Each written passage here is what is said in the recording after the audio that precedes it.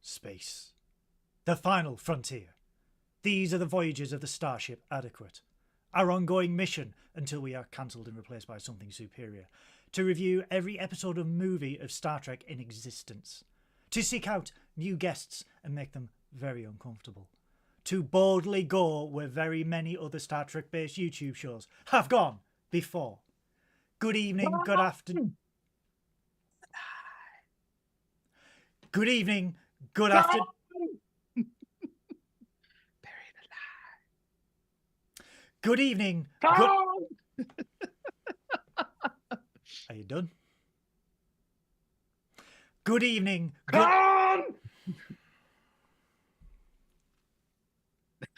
He's just not going to have a drink then.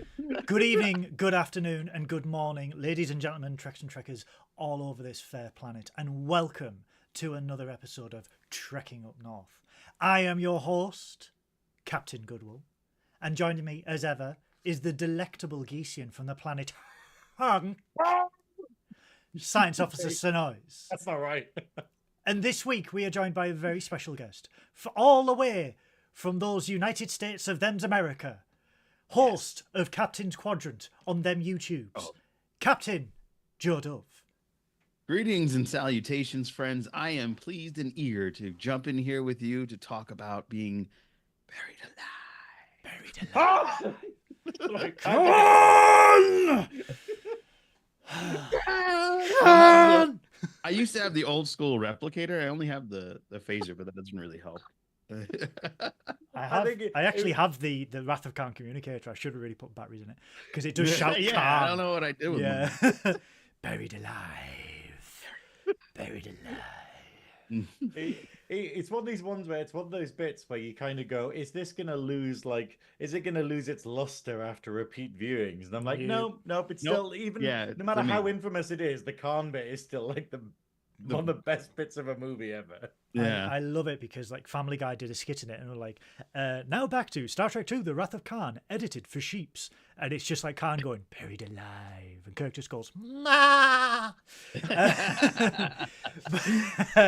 Yes, if you haven't guessed it already, everybody, we are here to review Star Trek II, The Wrath of Khan. Arguably the greatest Star Trek movie ever created. But before we get into that, I would like to ask what I always ask on Trekking Up North. And I will start with our lovely guest, Captain Joe Dove. How are you? I'm better. A nice dive into the, to me, second best Star Trek movie of all time. Controversial. 6 is always going to be, I'm going to be controversial today. Star Trek 6 is always going to be my favorite. Yes. 6 is just, and it's the same director, so it's Nick Mayer. Yeah. He's a great director. These two are my absolute favorites. But yeah, tough week, but it's a good way to round out the week when you're amongst friends talking about what you love the most, and that is Star Trek. Excellent.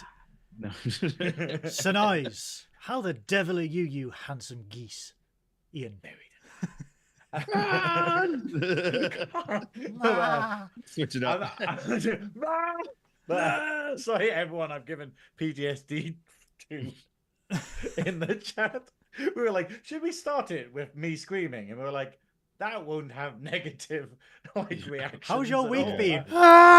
Okay. To be fair, I do actually feel like something is lifted there. That has been oddly very therapeutic. Yelling Khan that many times. Because it has been a week. Yes. And by week I mean month. But yeah, no, my show Snatch Talk is out now. It came out at 6 p.m. today. and it's a lot of work to do it. So we'll mention to watch it later after the show and stuff. But it's so much work doing it, but it's wonderful getting the reactions from it and how many people sort of expect it, who are in the Newcastle Drag Idol competition, which is what it's for.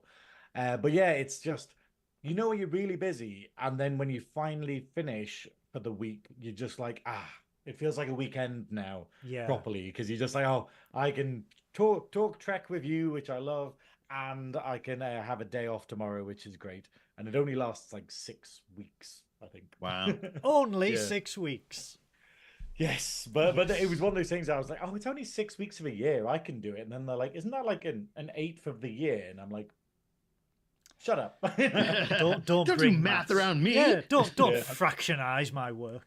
I'm glad though, like getting to watch Khan. The problem was I watched it like last week, and I was like, I haven't actually seen the original episode that Khan comes from. Space and I was Seed. Like, yeah, and I was kind of like, am I missing something here? Like, watching it just being like, oh, could I get more out of this? So last night, I watched Space Seed for the first time, and then watched Khan again afterwards.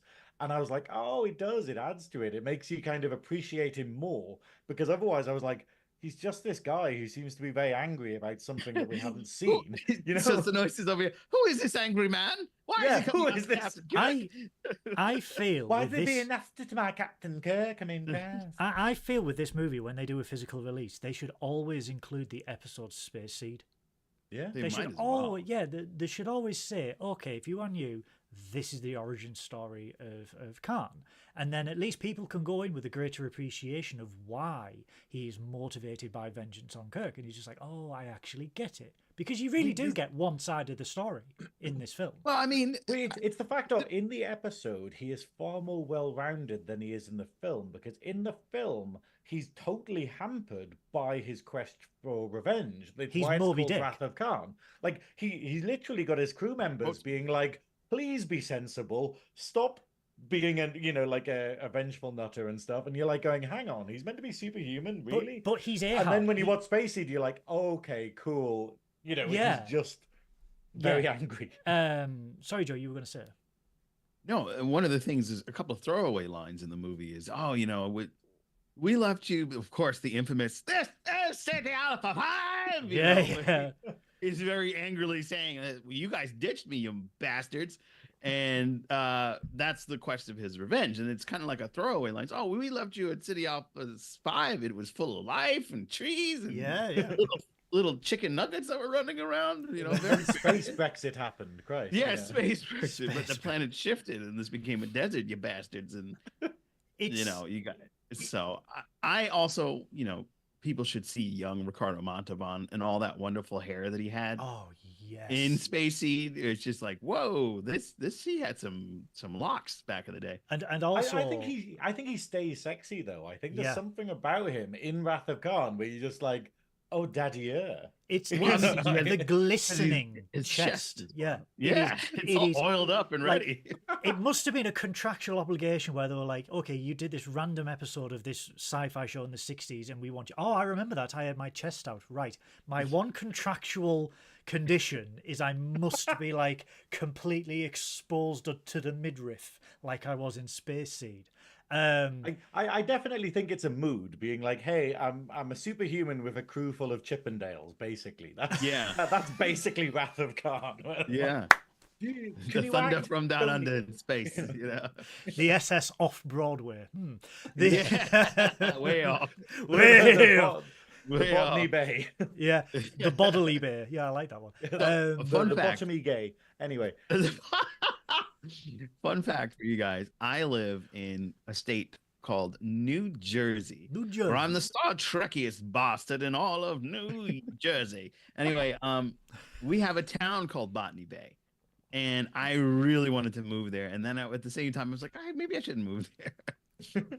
The problem is you need to look at it on a map and do the whole Chekhov bit, because it's one of my favorite bits of this movie is the Chekhov remembering, like he's like SS Botany Bay, SS Botany Bay, and damn. Immediately this wonderful dawning moment of going, that was a couple of years ago, but we're in absolute danger.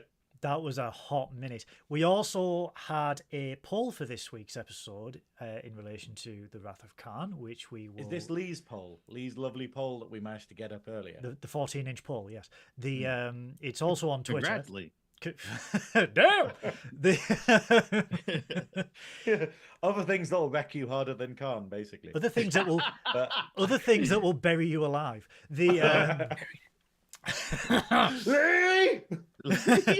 It took the Starfleet Corps of Engineers 6 months in suits to... It took Lee. What we did in Lee, we did in a matter of minutes. What really killed Spock? 14 inches. Oh. We did a No poll. wonder he bumps into that glass anyway. We did a poll on the Nerdy Up North Twitter page. Yes, I'm calling it Twitter because I ain't calling it X because Elon Musk. And we did it on the Nerdy Up North Discord as well.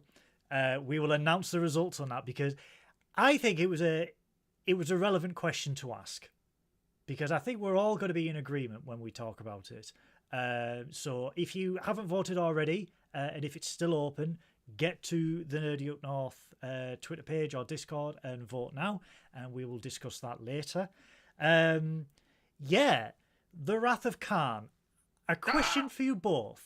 Which version did you watch? Did you watch the theatrical version or the director's version? I am proud to say that I still own some physical media. And when I own physical media, I mean I own the extended director's cut. Yes. And I absolutely love it. And I fiddled with my Xbox. Sounds terrible, but well, poor choice of word. I'm known for that. What a lovely Xbox you have.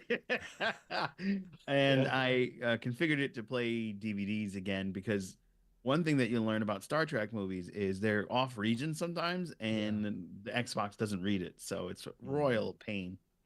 But in watching that DVD, I also have the Blu-ray somewhere, because I pulled it out just so I could go, I have physical media, guys. I bought physical media as well. I'm glad you pulled it out of your box for us. Yes, I've got that. It's fresh out of my box, ladies and gentlemen. Wow. I have the full set in Blu-ray. Yeah, the Blu-ray. I have that too, which was fun because this is where you could see when I rewatched Star Trek 6, you could see all the stitching from where Spock's wig was attached. So a lot of my friends always point that out. It's like, yeah, I like the upgrades, but at the same time, I don't, because as you could see all the flaws. Like, flaws are great. Well, it's one of those ones, like, it's like, I can't remember if it was Discovery or Strange New Worlds, but where you can very much tell that Spock's ears aren't blended correctly. Like, where you can blatantly tell that they're just stuck on. I want to say Strange New Worlds, because or maybe at the end of Discovery season 2, which we just watched yesterday. Yeah, because I can't remember which one it was, but it was one of them, and all I was looking at was the ear tips where they when he after he shaved, because like he was overly hairy, and then he like shaves at the last scene of the last episode. I think so. I think it was Discovery. I they figured I'd pay attention. I like how many famous characters have, like, bits in their history where they just grew a beard for a while. Yeah, it's just like, and it was. So I thought it was Mirror Universe Spock. No joke, because he's all bearded up. Yeah, and then it wasn't. I was like, what? But troubled youth. Well, troubled youth. I have no idea which version of Khan I watched. I watched the Paramount Plus one, and I don't know if that's extended. That will be the crap version, because Paramount Plus just seemed to completely mishandle Star Trek. And yes, I said it. Come at me, bro. To be fair, the graphics seemed updated. Like the special effects seemed a lot like better. Well, but I don't know if that means that it's the best version. I think everything on Paramount Plus is 4K, but there is two Correct. versions of the film. There's a theatrical one and the Nick Meyer one. The Nick Meyer one is extended, like Joe said, and 2 days. Yeah, and it's that is my favorite. This was the only Star Trek film to be recognized at the Cannes Film Festival. Oh. Which is, for a science fiction movie, is practically unheard of. Yeah. Widely regarded as the greatest Star Trek film of all time. However, I agree with Synoiz. You need to appreciate this film by watching Space Seed, because when you watch The Wrath of Khan without any knowledge of Space Seed from the original series, you kind of get a one-sided story. So you really just hear what Khan wants you to hear, and then you get a little bit of exposition from Kirk because someone I fought with 15 years ago now out for vengeance, and you're just like, okay, but why? What was? All we are getting is that you marooned them. But when you watch Space Seed, because Khan tried to take over the Enterprise after the Enterprise found the Botany Bay, which was launched from Earth in the mid-90s. Khan and his crew are all genetically superior augments. For those that don't know, there is a period in Star Trek history called the Eugenics Wars, which seem to be shifting time periods every bloody series at the moment, because it was the 90s. Because we've already passed the 90s. Yeah. Oh shit, the Eugenics War was in the 2090s. Yeah. So, but basically, in this version of Star Trek, Khan in the 90s was a leader of a quarter of the population of Earth. There was a massive war, devastating war, millions died, and chased into exile, basically, Khan and his loyal followers escaped Earth on a ship called the Botany Bay. So they fled into space. From New Jersey. From New Jersey. And oh, maybe they should have just taken all of New Jersey with them, just like put some like engines on the bottom of it. And when they were like flying up into the atmosphere, we were just like, oh, I fly here. Flying over here. I'm flying over here. But so they disappeared, and no one had heard from them, no one had found them or anything like that until the Enterprise discovered the ship 200 years later. Khan and his crew subsequently then try to take over the Enterprise because they are genetically superior in mind and strength. They fail, but Kirk Fu, baby. Kirk Fu, but Kirk, in his infinite wisdom, goes, we will not maroon you, but we will set you down on a colony, on a planet, on a deserted planet, suitable for life. And we will give you all the facilities that you need to make a thriving civilization. And that will be your kingdom. That will be your planet to rule as you see fit. And one of the lines in the original series episode is like, it would be interesting to visit in decades to see what progress they have made. And as we find out, they never fucking did it. They just left him. That was the job of the Cerritos. Second contact. I think it just required like him just to put a reminder in his calendar or something, being like sort of, oh, by the way, check on superhuman colony. But the thing is, they do say 100 years, so technically they don't forget about them. They just had a really stupid long time before checking on them. You know, it's very.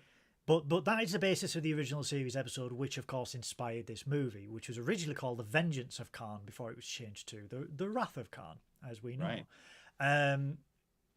I think coming off the motion picture, they learnt a lot, because the motion picture was, let's be honest, it was a cash grab for Paramount to cash in on the popularity of Star Wars. They had a science fiction franchise. What could we use against Star Wars? Oh, we've got Star Trek. There we go.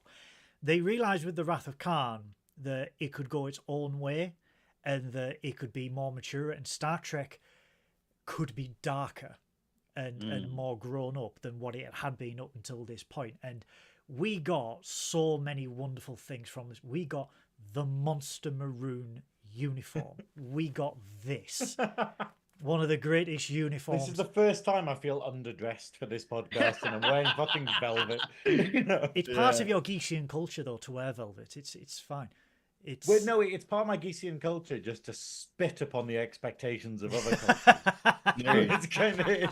It's literally just being like sort of a dickhead. So, but we got Kirstie Alley as Savak. R.I.P. That ended badly though, but if we're gonna go into Kirstie Alley in later years, she is good in this movie. But we got the Kobayashi Maru, the introduction. We got to see it. We got to see the Kobayashi Maru. Yeah. This was the acknowledgement of a crew becoming past their prime, and this was, for me, this was humanizing the Enterprise crew. This was showing that they are not like impervious; they are completely fallible. They are not these superhero people that can just, we could just do this, save the galaxy, and move on to the next one. These are just like, there is risk, there is serious jeopardy.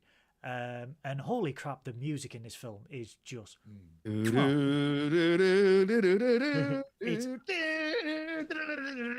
it's I kind of think incredible. though that it's helped by the main theme not being as strong as for the motion picture. Yes, where they just went, we have to reuse this because the theme, what becomes the Next Generation theme, is so good that the guys are just like, we just have to use this all over the shop, and it kind of spoils things a bit. Whereas this has a proper, well thought out and engaging soundtrack. It's very, because it was at an era where Blade Runner had just come out, and it was very that dark sci-fi where it had. I mean, as you guys have just heard there in the little caption, in the northeast of England, that is literally the intro for the Wrath of Khan theme. It is dark. It is just one note all the way through.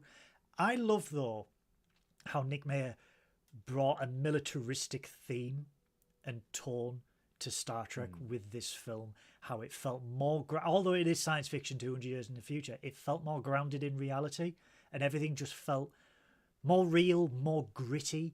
And I think that's the maturity of it, though. It's like we're saying, it's like, I'm going to say my piece here, where it's the fact of, this is the first Star Trek movie, okay? Yes. The first one, obviously we discussed it last month. I hated it, if I'm perfectly honest. The more I think about it, the more was I shit go, porn. That was terrible. You know, it was not a good movie. This is an amazing movie. This is the best translation of going, here is Star Trek, here's how we make it into a feature-length film. Yeah. And it does it spectacularly. And then it allows the characters to age. Like, it's because they're telling the same story that they had from the first one. This basically retcons the first movie. It basically just goes, hey, you know how we were telling that story about how Kirk shouldn't have got promoted and he really wants to be out in space and stuff? We're just going to tell it again like it didn't happen in the last one. But do a better job with it, where it's like, you know, where it's got him and McCoy like at his birthday, and he's like reminiscing about stuff, and McCoy's like, you should have refused the promotion. You should have, like, you know, got back out into space. Your last best destiny is being out there, is being a captain, and and that's the realest thing. Like, the idea of just, you know, it's not just, have crazy adventures like in the series. It's basically going, as you're getting older, you've got to think about what's important to you. You've got to make hard decisions and stuff, and that's exactly what this movie is. And Kirk's arc in it is great. It's very, it hits home, and it hit home for me. When I rewatched it again upon reflection after everything that's happened, where it's just like where Spock says being a captain is your last best destiny, your last greatest destiny. It is who you are meant to be. Spock just wanted the promotion over him, though. Well, he has no ego to bruise. I should be your boss. He has no ego to bruise. Let's not forget. No, of course not. It's but it makes you realize that in life, they say you must strive for the next thing. You must strive for this promotion. You have to better yourself, you know. And some people get to a position in life where they are extremely comfortable. They are happy in their place of work. They are happy in their lane in life. And then they get a promotion, and then they are no longer comfortable. They are no longer happy. Yes, you know, they've got more money, but they are not as fulfilled as they were in a lower position of the job.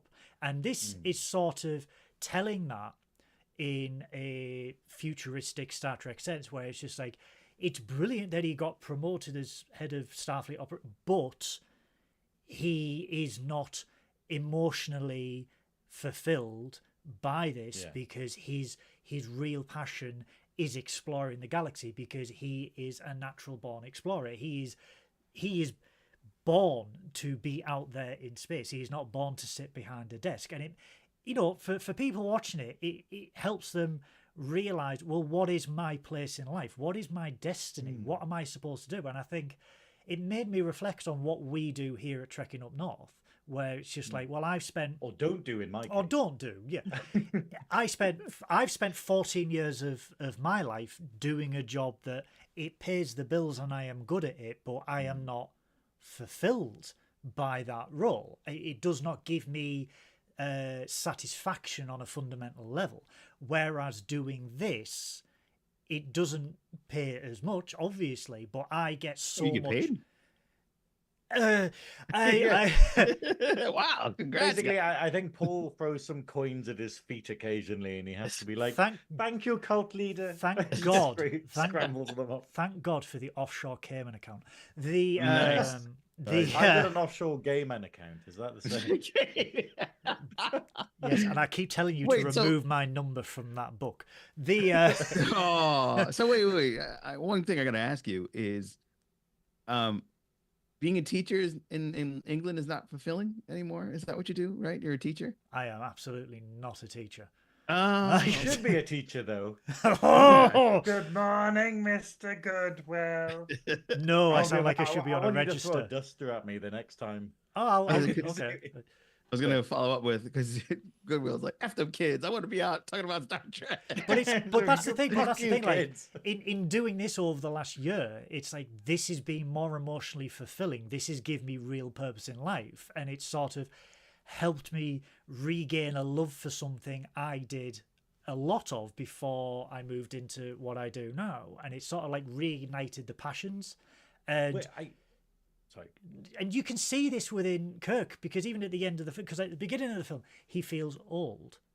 He feels he feels old and feels in the way. At the end of this film, how do you feel? I feel young. Everything has happened, but he feels young again because he is in the position that he knows best, that he is the most comfortable in. The turmoil in getting there also shapes Kirk, and I believe, because we say this a lot in Trekkin Up North, Kirk in the original series for the most part is not a good captain. He does make some questionable decisions. Requiem for Methuselah, for example. Leave us alone, we're fighting over a woman. Decisions. And it's a robot. She's a robot, Jim. Yeah, it's all right. I had flashlights at the 20th. Damn it, Jim, that's a cog. And it's, but from the Wrath of Khan onwards, and especially in Search for Spock, we see the humanization of Kirk. We see a more well-rounded James Kirk that has to wrestle with his prejudices, has to wrestle with his demons, has grudges, has a deep-seated issue within him that he wrestles all the way through these movies, all the way up to the Undiscovered Country, as we see. And this is the starting point for it. And there is one scene where we just see Kirk, and I think it's brilliant acting from Shatner, because it's a broken Kirk for the first time.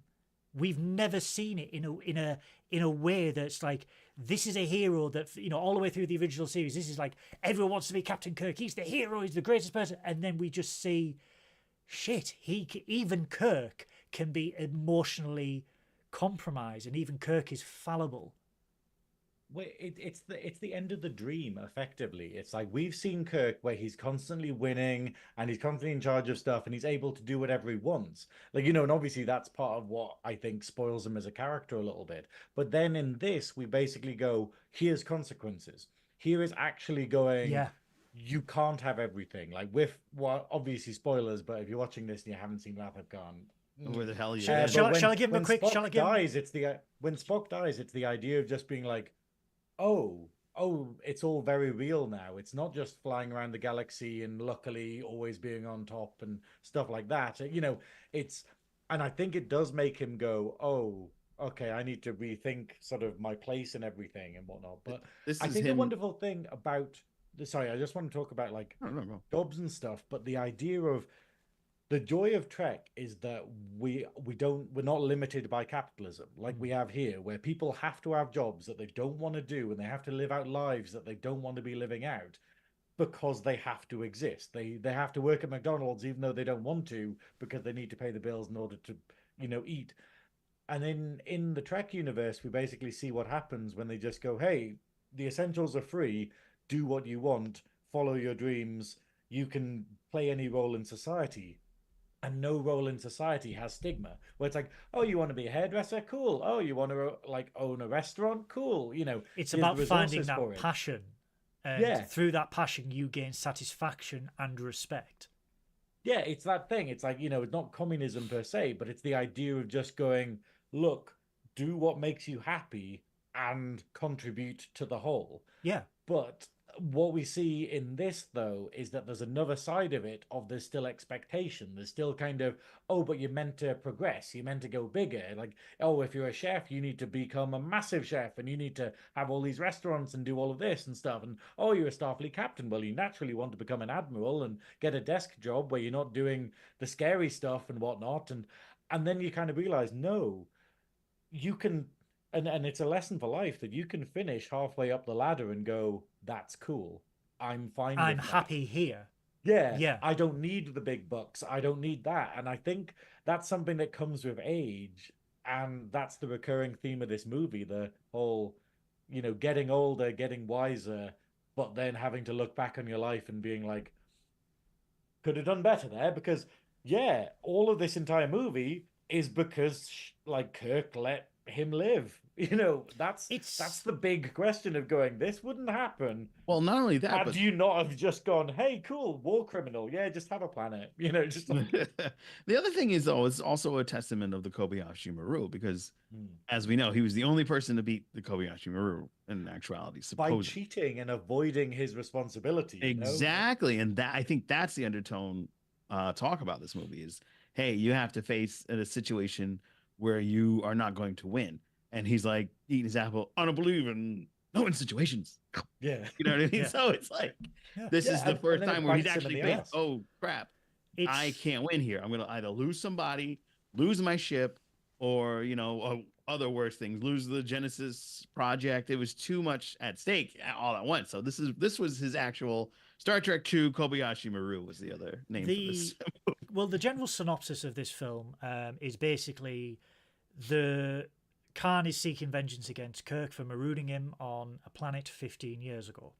Now, this all comes about because Chekhov on the U.S.S. Reliant is the first officer on this, and they are looking for a suitable planet which is completely devoid of all life and any preanimate matter or anything like that, so they could launch this device called Genesis. The Genesis, and which is terraforming. It's rapid terraforming.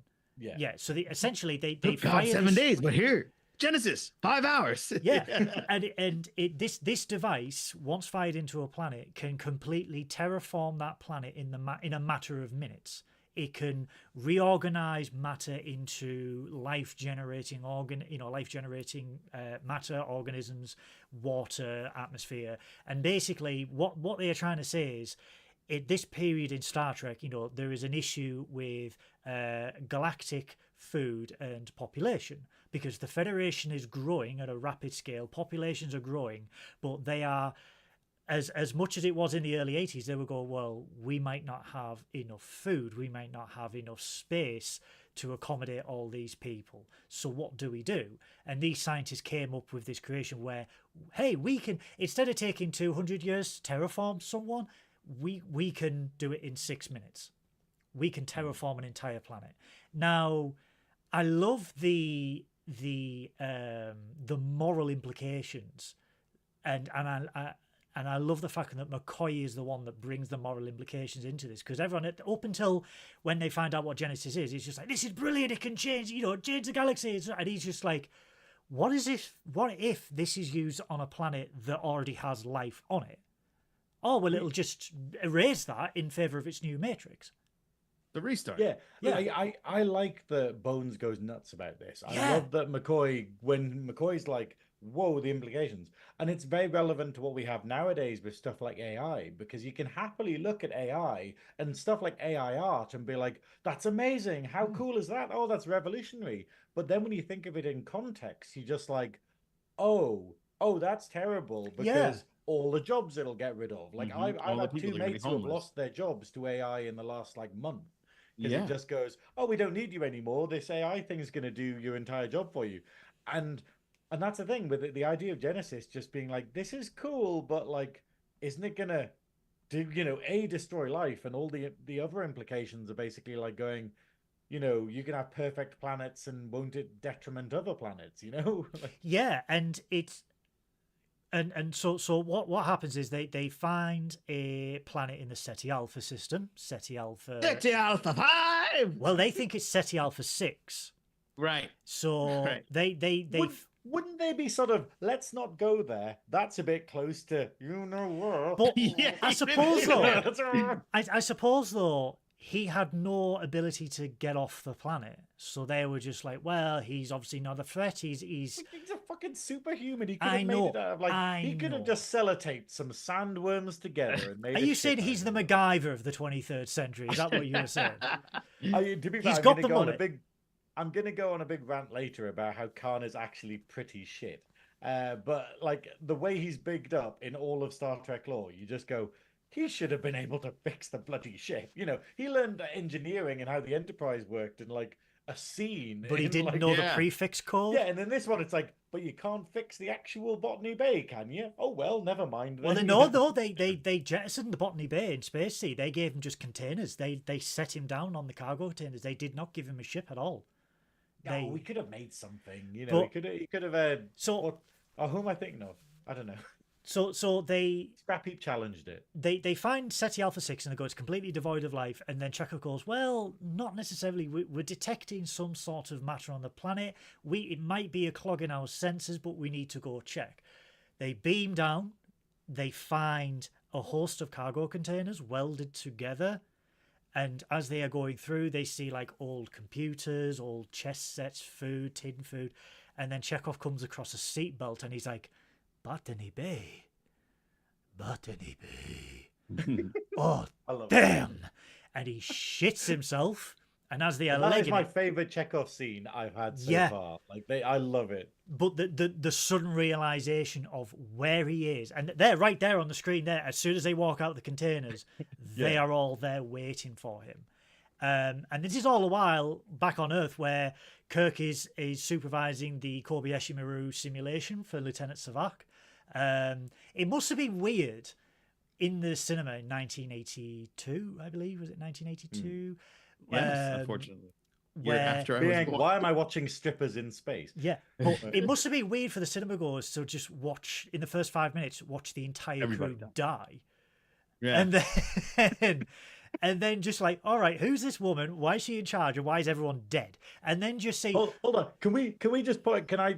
It's a tangent, but like that opening scene is amazing because obviously they hadn't thought of the holodeck yet. That obviously becomes famous in Next Generation.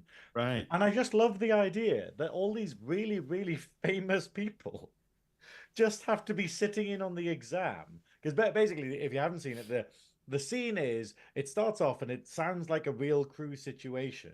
And then it turns out that actually with like, them getting attacked and all of the things, so we see Spock get blown up and thrown away from the console. We see Bones dying. We see the whole crew like killed because of this thing. And then it turns out to be a training exercise, but it was actually Kirstie Alley's, what's her name? Savick. Savick's captain's exam, which he fails. And I just love the idea that, that's like literally just getting like, I don't know, like Tom Cruise or something, just sitting on your exam and then just pretend to die at some point. Like Spock, like someone as famous as Spock, just lying on the ground playing dead, and it's so weird. But it all comes about because the Enterprise, although she is a famous ship, she has now become a training vessel for cadets. So they are essentially training these new cadets on how to man a starship, going through the captain's exam for Savak with the Kobayashi Maru. And as Kirk says, how we deal with death is equally as important as how we deal with life. And what would be your recommendation? Prayer Savak, the Klingons don't take prisoners, and it's essentially they're all fresh-faced cadets. This is a training cruise. They're all going to the Enterprise. It's Kirk's birthday, but they are all going to go into the Enterprise for this 3-week training cruise to train this new, young, inexperienced crew on how to operate a Starfleet vessel. All the while, Kirk is feeling very melancholy because it is his birthday. He's been given a book, The Tale of Two Cities by Charles Dickens, by Spock. You know, it was the best of times, it was the worst of times. And I love the fact that Bournes, out of everything, gives him Romulan ale and glasses. Well, here's some more brandy. He's like, by the way, you need glasses, but this will soften the blow. I love that it's illegal as well. Like, Kirk's the Romulan ale. Isn't this illegal? And he's like, yes, but no one cares. No one cares it's illegal. I think the difference, I don't want to compare this too much to the first film, because obviously I hated the first film, but it's the fact of what we see here is McCoy's humor landing properly and the scene lending it to his humor. Like in the scene we were just talking about where he plays dead and then Kirk sort of compliments him on his acting. You know, he's got a little quip there and it's fun. And what do you think of my performance? I'm not a drama critic. And it lands and it's fun. And you just go, this is, and you realize that it's, you know, the first one, it wasn't the actor's fault. It's literally just a crap, like, script in a crap film, basically. But you didn't like the bald lady? No. The problem who ascended into goddom at the end. Persis Combata. I liked it. Well, I think we agreed that the only scene that I absolutely loved is where she just like breaks through the door, where she just walks through the door. That is the best moment. I am done with this now. Bored now, moving on. But no, but like McCoy really shines in this film, and it's wonderful. Not all the actors that get time on screen shine. Like I think Sulu doesn't really, Uhura doesn't really get much to do. She gets more in this movie than she did in the first one. Oh yeah. But my light is flickering. Getting to shine and having their own scenes. And God damn it, Adequate! Sort out your power systems. There we go. The other thing I want to mention is Paul Winfred, especially since it's Black History Month here in America. No, the captain of the Reliant, the original captain. Yeah. Of the Reliant, Paul. What a voice. Yeah. I was literally, while I was making notes, I kept having to stop whenever he spoke just to look at the screen. It's like a voice that just commands attention. It's like when he's on Regular One, he's just like, he went crazy. He slit people's throats. And he's just like, oh, damn. Like, it's genuinely the voice of terror, like the voice of PTSD from that. But yeah, go on. Yeah, but so he, though not a pivotal role, though not as weighted as some of the other characters in this, but I was surprised that he stood no resistance to Khan. Like not even like, yeah, sure you're outnumbered, but he didn't know they were superpowered. All he saw was Khan pick up Chekhov. That was it. He just went, oh shit. Yeah, and Chekhov's like 5 foot. So he didn't even say like, hey Khan, you stop that. You know what I mean? Yeah. I knew this actor as being one of the most badass people on TV and in movies up until this movie. And seeing him in a more controlled verse was very interesting. Yeah. Do you think like they cast him for that? Because it's like, you know, effectively it's kind of it kind of adds to Khan if this actor is a famous badass and then he's cowering to Khan. It kind of, you know, to people at the time, would it give a kind of indication of going, oh, we haven't seen it yet, but this Khan must be terrifying, you know? Exactly. Yeah. So it's like, think of it in today's audience, like Michael Jai White all of a sudden just going, all right, you got it, whatever. You know what I mean? Okay. It's that type of. It adds to the gravitas of Khan and the terror of this man commands this much strength and control over anyone, you know. Because out of context, Khan isn't really that threatening in the sake of thing. Like, I mean, Khan basically, I thought Khan's superpower was that he was just metrosexual and that it was just, you know, I mean, think about it. One of the first things he does after he comes out of like, you know, cryostasis is fixes a woman's hair, and I was just like, oh shit, this is a badass, you know. But it's just watch Space Seed; it's very good. But it's just like this idea of him just being.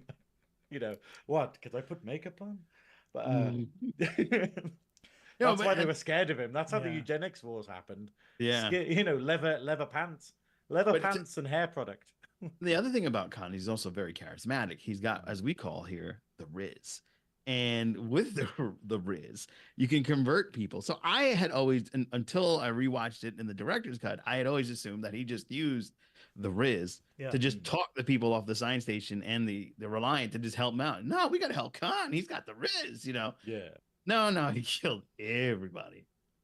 This is the thing. It's like in the original series episode in Space Seed, he very much is that. Like he's winning people over on the crew. He makes a member of the crew turn traitor purely because of his Riz and charisma and whatnot. And then in this one, what we see is a weakened Khan. We see a Khan that has gone nuts, like who is so racked with the need for vengeance that he's not thinking straight for the whole thing. Like and even if he did have charisma previously, I don't think he does anymore. But, and that's probably why he resorts to insane violence like he does. But the drive is because his wife was killed. Yep. My beloved by those slugs. I love that, like in the original series he's like, oh, you can stay if you want to, I'm not really that fussed, kind of thing. And then in this one he's like, oh, my wife. But it's the fact that and again, this is why we had the poll, that he blames Kirk for who married them. You what? Who married them? Like, did they exile a vicar as well? No, they were married while they were in the pods. Oh, I thought no. It was he married the officer.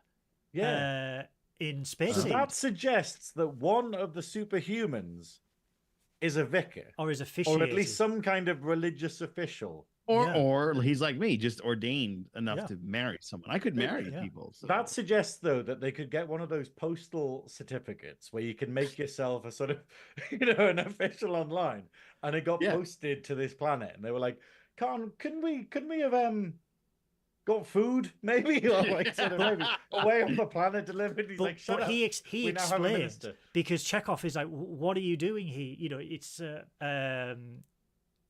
And Khan realizes that Chekhov and his captain were not expecting to find Khan and the survivors there. Right.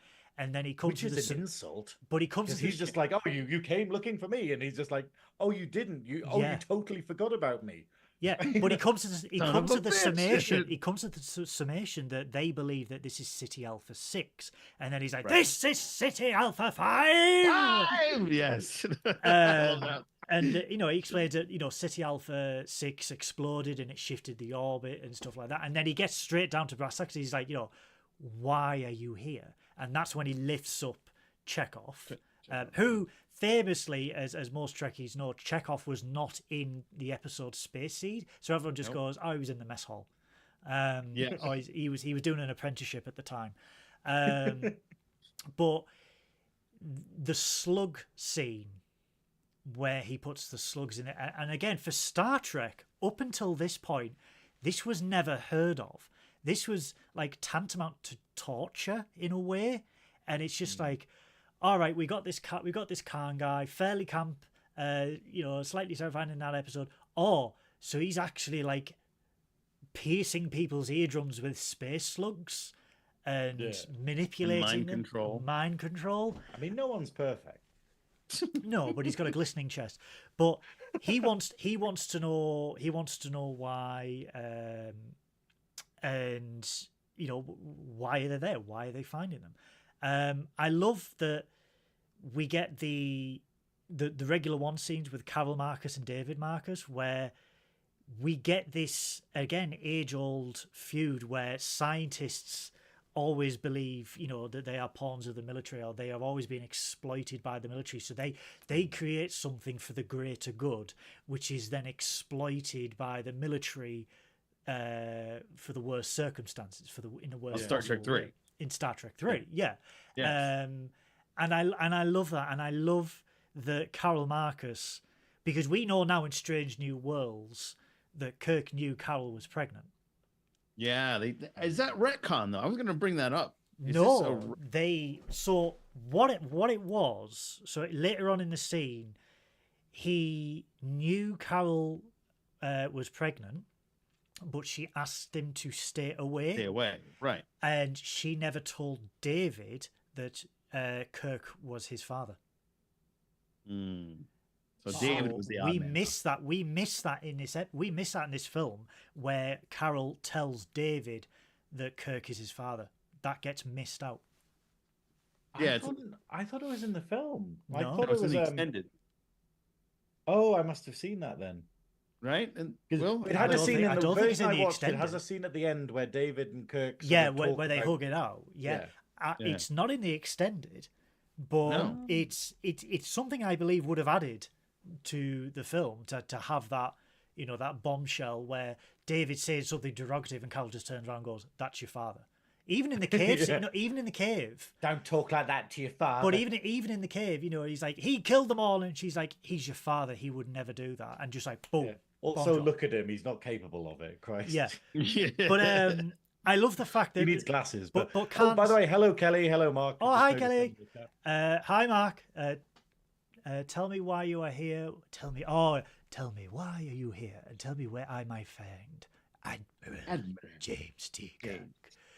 I love the plan that Khan does to summon Kirk as well, where it like all just falls into place for Khan, where he's just like, the Genesis device. Oh, it was by Carol Marcus, a regular one. Oh, well, we could just say that we're coming to pick that up, and Admiral Kirk had ordered it. And just summoning Kirk, like baiting Kirk, in a way. All while doing this like 3-week training cruise with a bunch of cadets. I don't know about you, Synoiz, but did you in the scene in Space Dock where Kirk's doing the inspection of engineering, did you get Scotty's nephew talking shit to Kirk? The younger lad. Yeah. The one that croaks. No, I didn't. Well, I don't remember that. I didn't know that was his nephew. So like, it was Scotty. No, it was Scotty's. It was Scotty's nephew. And basically, that makes so much sense. Like literally, because I was watching it and being like, why does he just bring a dead person to the bridge? Like, it was you know, I didn't realize. So you didn't see the director's cut, because I think that was part of the director. It just has this scene where this whole space battle's happened, and then turn around and Scotty's like. And I was just like, is he like a cat or something? Like bringing you a dead mouse in the morning, and we're like, oh god, Scotty's brought another corpse. There's a scene. There's a scene where Kirk's inspecting engineering, and he's doing. I love the fact that the uniform's got pockets, and he just like does the dust on there, and then he's going around, and he goes. The young engineer pops up and he goes, I think you find out everything is in order, sir. And he's like, oh, really? Do you have any idea the amount of stick I've had to put up in the officers' mess? That the Enterprise is the equivalent of a flying death trap? And this young engineer who's like met Kirk for the first time, and he's like, oh, no, we're the best engineering in the fleet. And if you can't recognize that, then you're as blind as a Tiberian bat, sir. And I love the fact that Kirk just looks at him and goes, oh. And then just goes to Scotty. And with the new glasses, no less. Like, you talk about my glasses, man. And he's going to Scotty. He's just like, he's tenacious. It needs a new director's cut where basically Kirk just lifts the handbag up into shot. Oh. And Scotty's just like, sisters, younger sir, eager to get into space. Yeah. And that's where he's just like makes so much more sense now. But that's when they start the training. Because I literally just went, do you do that with everyone who dies in engineering? Look what I found. Hold on, give me a minute. But to be like for the Enterprise to be obviously when they get the distress call from Regular One, for the Enterprise to be the only ship again in the sector to be summoned there, and even Kirk, convenient, and even Kirk's like, we've got a boat full of children. And I have to take command. And like you can see that Kirk is just like, Spock, you are the captain, you should take command. And he's just like, but you're the ranking officer. I don't have an ego to bruise. And that's when we get that terrific conversation where he's just like, you know, you accepting a promotion was wrong. It was a mistake. Being a captain is your first best destiny. And the fact that, again, it shows that not just Kirk, but the Enterprise itself, this mighty vessel that we have seen, you know, for 20 years nearly at this point, that was completely infallible, where it gets caught, like, as Kirk says, caught with his britches down, where the reliance that Khan has taken over approaches them, and he's just like, oh, they're not raising shields. Of course we are. One big happy fleet. Yeah, one big happy fleet. But then Kirk, like, Boiled to my chest. But then Khan just absolutely broadsides the Enterprise and just causes so much havoc and damage. And you see all these young kids fleeing for their lives. Like, engineering is blowing up left, right, and centre. And I've got a surround sound system, so I could actually hear Scotty now shouting in the director saying, "Get back to your posts! Get back to your posts!" And they're all fleeing, but you do see Scotty's nephew, after with everyone running out of engineering, you see, what does God need with a starship? You are 3 films early, damn it, Mark. But thank you for the time. I love it. Oh. You are under the impression I'm leaving LA once the event's over. I am not. Give me a job. You see Scotty's nephew running towards the explosions, running to save people. When you watch it, like, all these people are taking oxygen masks and fleeing and panicking, and he did not watch those videos from HR. No, but he is pulling people like out of it and stuff like that. He's a damn hero. Yeah, he's a damn hero, and you get that later on where Scotty, obviously Scotty brings him up to the bridge, and like we see him sadly pass away, and he's just like, he stayed at his post when the other trainees ran, and I loved that because this is after Khan has blindsided them, and he's like, I discussed terms of surrender. I want you in addition to all data in relation to Genesis. Blah blah blah blah. Kirk does a brilliant thing where he's just, we're pulling up the data now, but our computers are smashed. And go on. I have to say, like, the main thing for me, okay, like I'm saying, Khan is very good in the episode. In this one, he isn't as clever as he should be, and I think it's because he's blinded by his need for revenge. But I think it's great that we finally get to see Kirk being amazing, like being this clever tactician. Like, because Kirk is one step ahead of Khan for the whole episode. Like, even Spock sort of goes, hey, Khan is thinking very two-dimensionally. Like, it's very easy to get around him. And like, and it's kind of badass that it's literally everything Khan does. Kirk is like, oh, I've got, I've already thought about that. No. And it's a great film for how it redeems Kirk after a lot of episodes of him being a bit of a hothead and stuff like that in season 3. Because he essentially, they override the prefix code on the Reliance. They shut down the shields. I love it so much. But this is the annoying thing, though, where you're just like, how did you not see this coming, Khan? You're meant to be really clever. Like, he didn't touch the controls. His crew was taking care of everything. Yeah, and he's like, and Spacey, he was touching everything. Where's the override? Where's the override? And he doesn't know where anything they're is. in a blind. It's this idea of going, surely, like, in stuff like DS9 and stuff, even the villains are like, we know what your ships are capable of and things like that. And it is just, but it's the most genius move in the entire world that he's just like, oh yeah, I'm just going to transfer the thing over to you. And instead what he does is he transfers the code to turn the shields off. And then they're like, we did not know. The shields are down, sir. But this what is are the we thing. Gonna do? But you do raise a good point. Like, and Spock raises it when the Enterprise is attacked. He knew exactly where to hit us, to cripple us, to disable us. And you do raise that point. If he knew, he's never seen this ship before. And he's like, well, this is the refit. Yeah. If he knew where to hit them, how did he not know about the prefix code?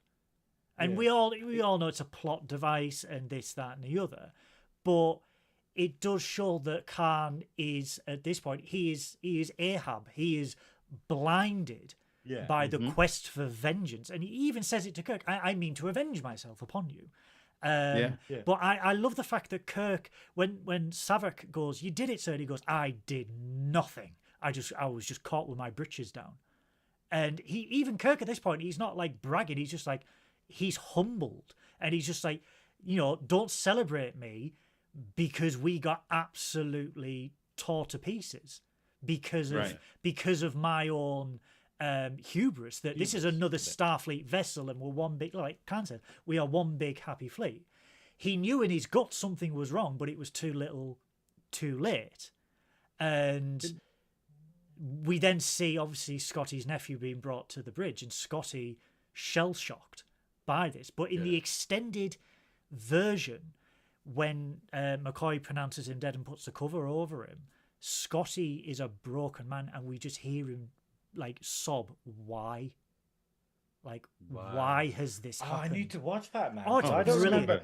I don't think I've ever seen this version. Like, because I saw it years ago, and I barely remember it from then. And then rewatching it for this, I've only watched. It's brilliant because this is one of the few editions of a film where it is so night and day between the theatrical and the directors, because the director's cut from Nick Mayer, it humanizes the crew on such an emotional level. You see a broken Scotty where it's just like, why did he do this? And Kirk is like, he blames me for marooning him 15 years ago.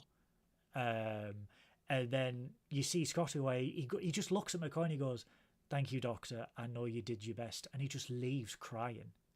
Yeah. And then there's this scene between McCoy and Kirk where we see the vulnerability of Kirk, where McCoy's just like, you saved us. And he said, I only saved us because I knew something about these ships that he didn't.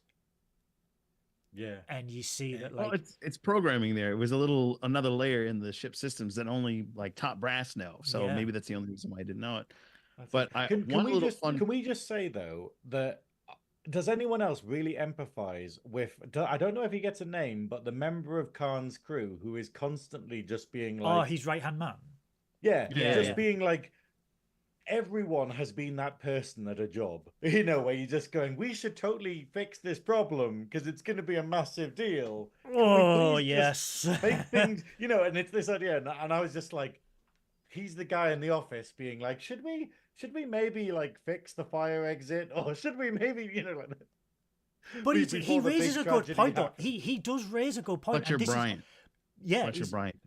But he raises a good point where it's just like, you have saved us from exile. We have got a ship and the means to go where we want. And this is where the audience first sees Khan is blinded by pure vengeance, because he's just like, he asks me, and I shall give it to him. I will chase him around. If he just left the poker table when he was ahead, he would have beaten Kirk, because he would have gone, hey, you, because the guy points out to him, like, you've already beaten Kirk by getting off the bloody planet. Are you quoting and Kenny now you Rogers? have a Genesis device. You can do whatever the fuck you want. And instead, he's like, no, I'm going to go for this petty vengeance because that means more to me than actually winning. Yeah, he's gone full Ahab. Yeah. Now one goes full Ahab.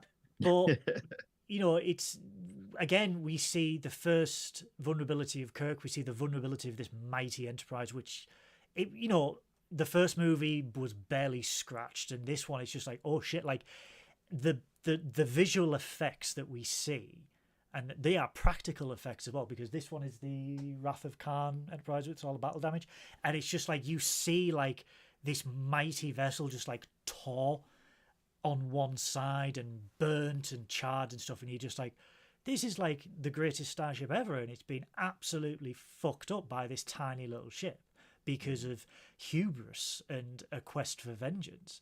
And we see all the way through this dangerous game of cat and mouse where they are equal opponents. Like a fun fact for the Wrath of Khan, they weren't going to redesign another ship. They were just going to keep another Constitution. It was going to be another. Yeah, they're going to keep actually the original, the TOS ship was going to be the Reliant. But they needed something different so the audience could differentiate what ship is where. And when they signed off on this design, the director, I think Nick, signed it accidentally upside down.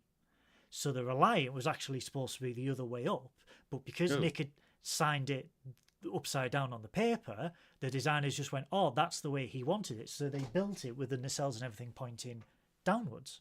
Which I think is better. I think it's better. But this is the start of the cat and mouse chase. And we see them head into Regular One, where we just see Khan just went absolutely batshit crazy on these scientists. And I love again, another first for Star Trek, where this is the first horror element of Star Trek, where they are going through this. It's very Alien again, and it's very Blade Runner again, and then we just see that. I mean, as a kid, I jumped out of my pants when McCoy hits those hands, and that like violin and everything kicks in, and he's just like, Jim, and I'm just like, oh. But even in the director's cut, they show the dead body's face just dripping with blood and the eyes open and everything, and he just like, holy shit, like it'd never been seen in Star Trek ever. I need to see this director's cut.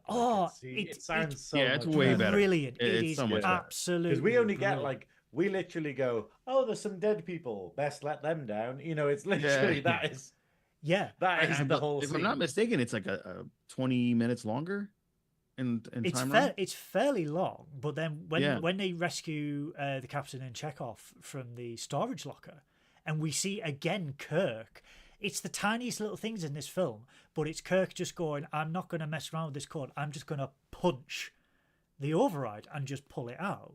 And again, this is not something you've seen from a captain, where he's just like, he is driven by this guilt that he's had. He's got like he said, a boatload of children that are dying because of something he did 15 years ago. And now he's just like, just that little gesture, you can just see the conviction that he's got. And again, oh, sir, he went wild. He slit their throats. He murdered them. He tore the place apart. And it's chilling. It is really chilling, because the belief in the captain's voice that, he is terrified by this, but he cannot control it. It adds a new dimension to this villain that we've just seen in this little original series episode, I think. But this is the thing, because the problem with Khan in the original series is the fact of we never really, we get a bit of a sort of, that he's a bit of a dickhead, and like, he's like, power hungry. But then when you put it in context, it's like don't they say that he sort of ruled like 70% of the Earth he ruled a quarter of the planet. Point. Yeah. And it's like going, okay, and it doesn't really come across from it, but then at the same time, that's probably saying a lot, because if you have it, you could probably have like dinner with Hitler and not suspect that he was a nutter. Like you'd be like... I think it's also the time frame, that because you're dealing with people that have never gone to space in the capacity of the current Trek. So I think that has a lot to do with it. The mindset that people are smarter individually as opposed to just a handful of people that have been given an augmentation. Everybody's kind of grown in their own mindsets individually and as a collective. Whereas Khan, it was just, I'm the smart one and you guys just all worship me. Okay, cool. 20th century thinking in the 23rd century, Yeah, it is weird though that the only one who knows who he is the only one who sides with him. And it's like, hang on, shouldn't it be the opposite way? Shouldn't it be the people being like, oh, it's just this guy who's really charismatic, that's cool, we'll listen to him, rather than the person being like, oh, he's a psychopathic war criminal, sounds great, It's just a bit of a weird one that's the way it works, whereas everyone else is like, he's a bit sus, isn't he? But again, it also parallels modern society, where we see people like, oh, he was an absolute psychopath. He did have good points, though, and you're just like, no, he was still a psychopath. The roads, and you're like, and I think that does parallel modern society, because we do see that where people are going, yeah, that dude from 20 years ago, who we won't mention because YouTube will probably take us down, who lived in a cave. He had some good views, and he just like, no. He was a nutcase on dialysis. So, It's kind of interesting, like, how the eugenics wars is viewed generally in the Federation. Because we have it in Deep Space Nine, where we go, augmentation is illegal. And we have it in Strange New Worlds, where we're like going, it's a bad thing that it is basically, you're limiting yourselves with it. But you kind of go like, are we only seeing the official Starfleet stance on it? Whereas could there still be sort of Khan sympathizers in the Federation and stuff like that who are like, they were badly done to, like, that we don't ever have any hint of it, but it's the idea of, the way that the historian, I've forgotten the name, but the historian crew member in Space Seed acts, you just go like, she seems awfully sympathetic to him, and rather than just needing a booty call, but it's an In odd one, space. because No one can hear you he get is railed. hot, but like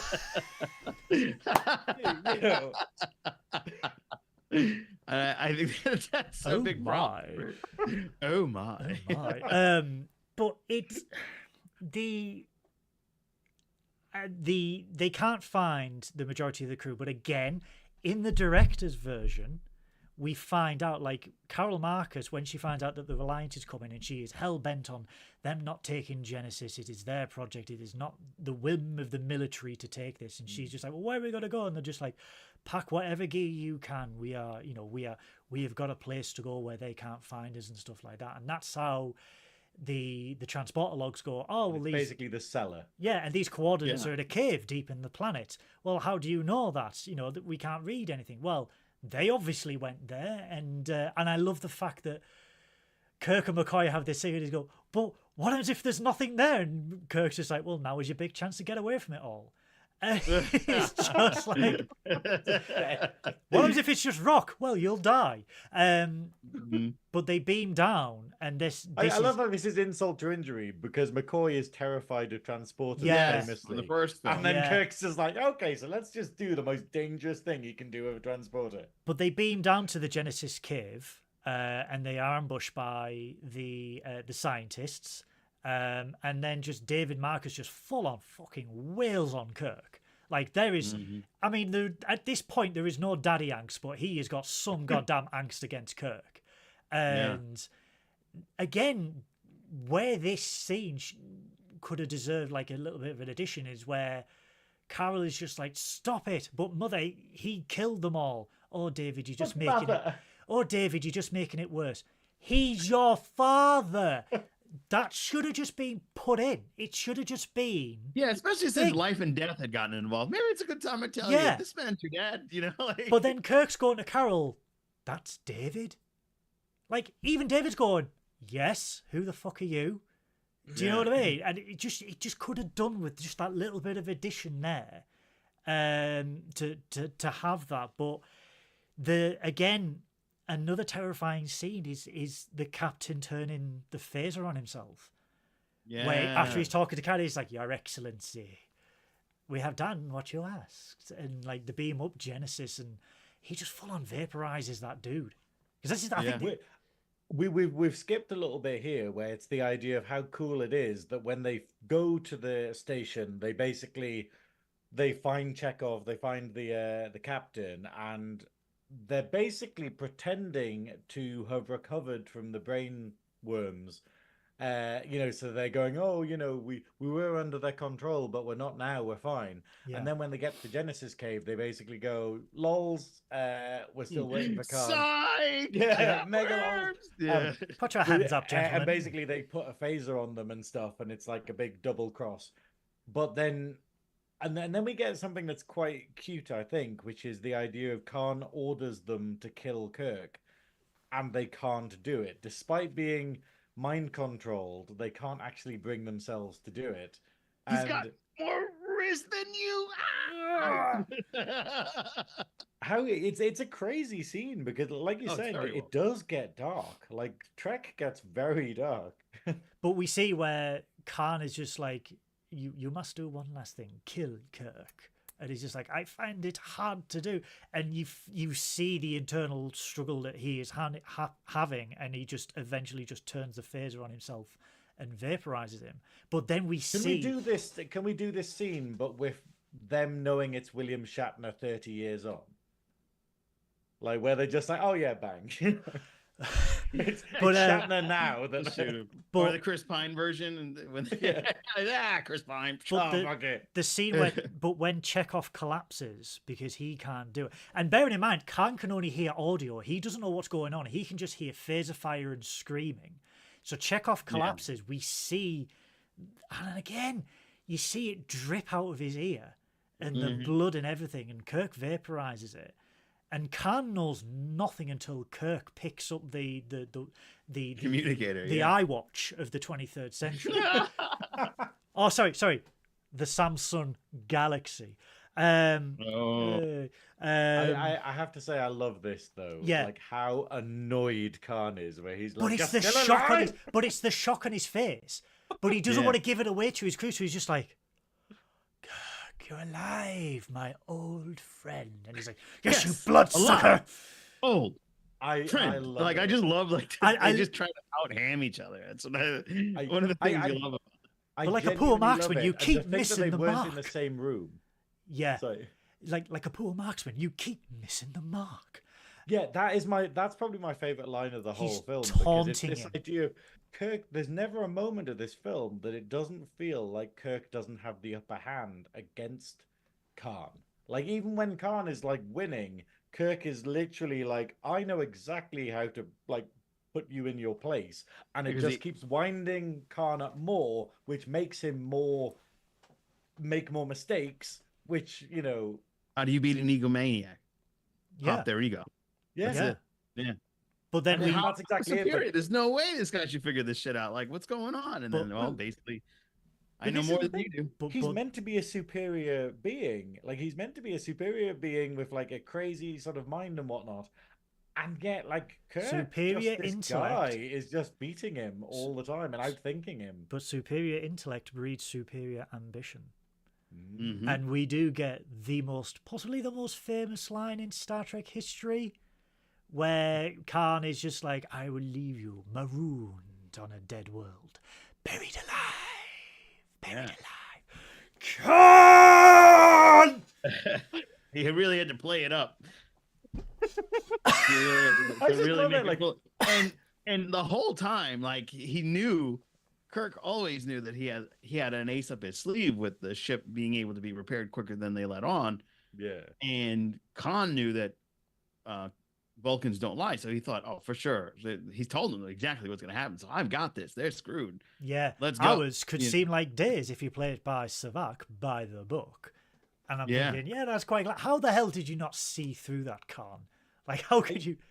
But this is it. I love it, though, that they thought this far ahead. Because basically, just for people who haven't seen it, what happens is they go, Kirk is on the planet in this cave, and then gets told that they can't beam him back or the team back because there's, engineering needs to be done on the Enterprise.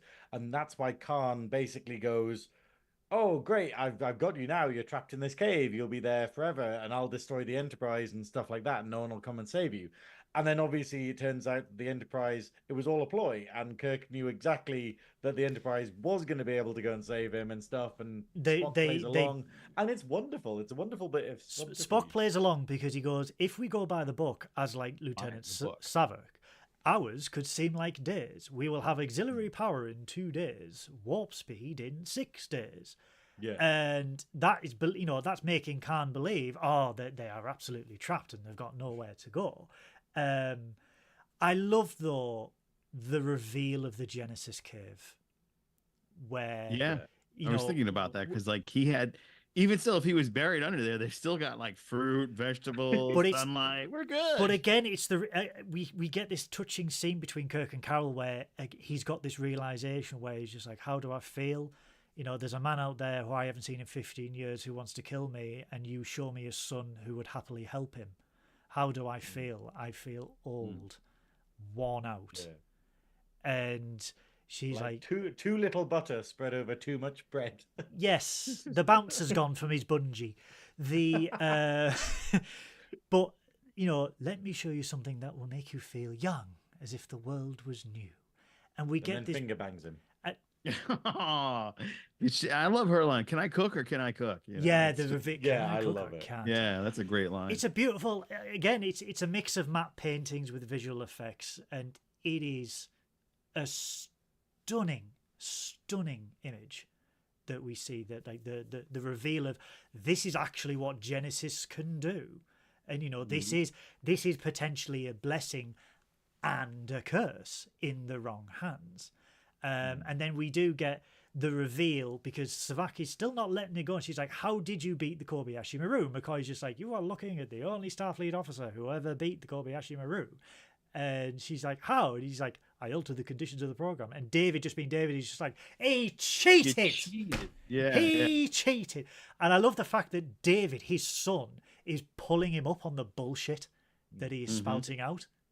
And that's the thing. And it's like you were saying earlier, Joe, it's the fact of the whole arc of the film is Kirk coming to face to face with his, like, you know, the grave scenario. He's dug himself, the consequences of his actions and death. Yeah.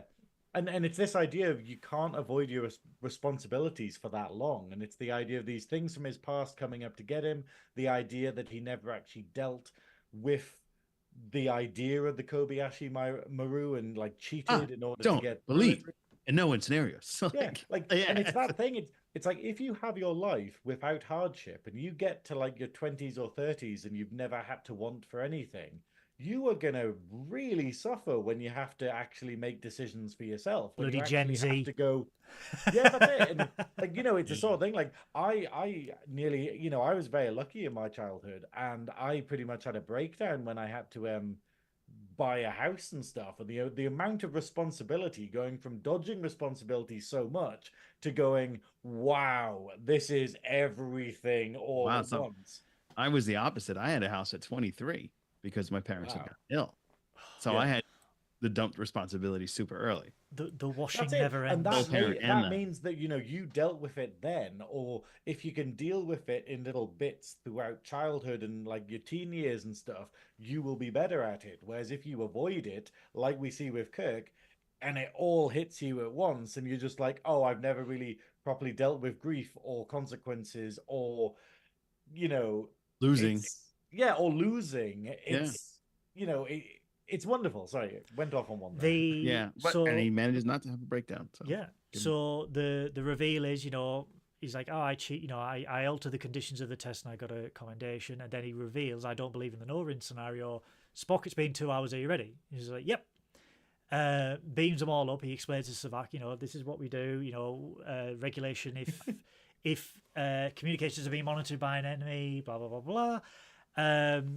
It's so good that she's learning, though. Like, she's genuinely learning. You don't always do things by the book in the reality of things. It's like when you see people who sort of go, oh, we didn't learn that at university. And you're like, yeah, kind of ignore everything you learned at university. Top tip, everyone. Here, man. If you are listening to this, anyone, and you are at university at the moment, forget everything when you leave university, because you will learn so much more outside of uni. I learned so much. In a week in the job, you learn more than uni. As Synoiz has just eloquently put there, I learned more at my time at the BBC and ITV and other film companies in the short time I was there than I did in 3 whole years at university, because it is real world learning. It is real world experience. You can be the most academic motherfucker in the world, but that real world experience is key. And this is what Savak is learning in this movie. And then we see Khan, where he's just like, I've got the Enterprise now. They go back to regular one and she's not there. And he's like, where is she? And then it's revealed when Kirk, Spock and Savak go to the bridge that they're on a parallel course. They are literally cat and mousing around the planet. And Spock's just like, they could still outrun us and outgun us. So we are just literally hiding all the way around. Mark agrees. No kidding. See? But yeah, I really like what Alan Emma said in the chat, where Spock cashed the check that Kirk wrote. And it is very much that. Like, Spock is the one who suffers because of Kirk's hubris, effectively. Yeah. But it's that idea, like, but we have another amazing scene when Khan realizes that Kirk's fooled him again and he's actually on the ship and he's got away from it. Yeah, there she is. There she is. And I love the fact that Kirk taunts him and he's just like, you know, Khan. Superior intellect? I'd laugh at your superior intellect. We played it your way. How about a rematch? Khan. are laughing at the superior intellect. And you just see the breaking of Khan's composure. And he's like, full power, damn you! And just like goes full hog on the Reliant as they're heading towards the Mutara Nebula, knowing full well that as soon as they get lost, they won't be able to find each other. They'll be on equal footing. It's equal footing, but it's again... I got serious Balance of Terror vibes from this scene as well, because it shows again that Kirk and Spock are master tacticians, because as Synoiz mentioned earlier on, when they are in the nebula and they're chasing each other, Khan is only using two-dimensional thinking. He is using nautical tactics. He is not using full three-dimensional tactics as you would in space. He is playing 1999 Battleship, while everybody else here is playing Xbox the 950. You know what I mean? Everyone else is playing 3D chess or whatever it is called.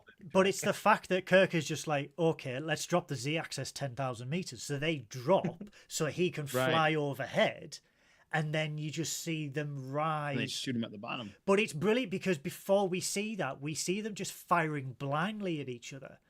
And then Spock just goes, well, hang on, I'm having a look here, and he's just literally flying around in a circle. If we do that, we can literally just go, and then just go right behind him and catch him with his pants down.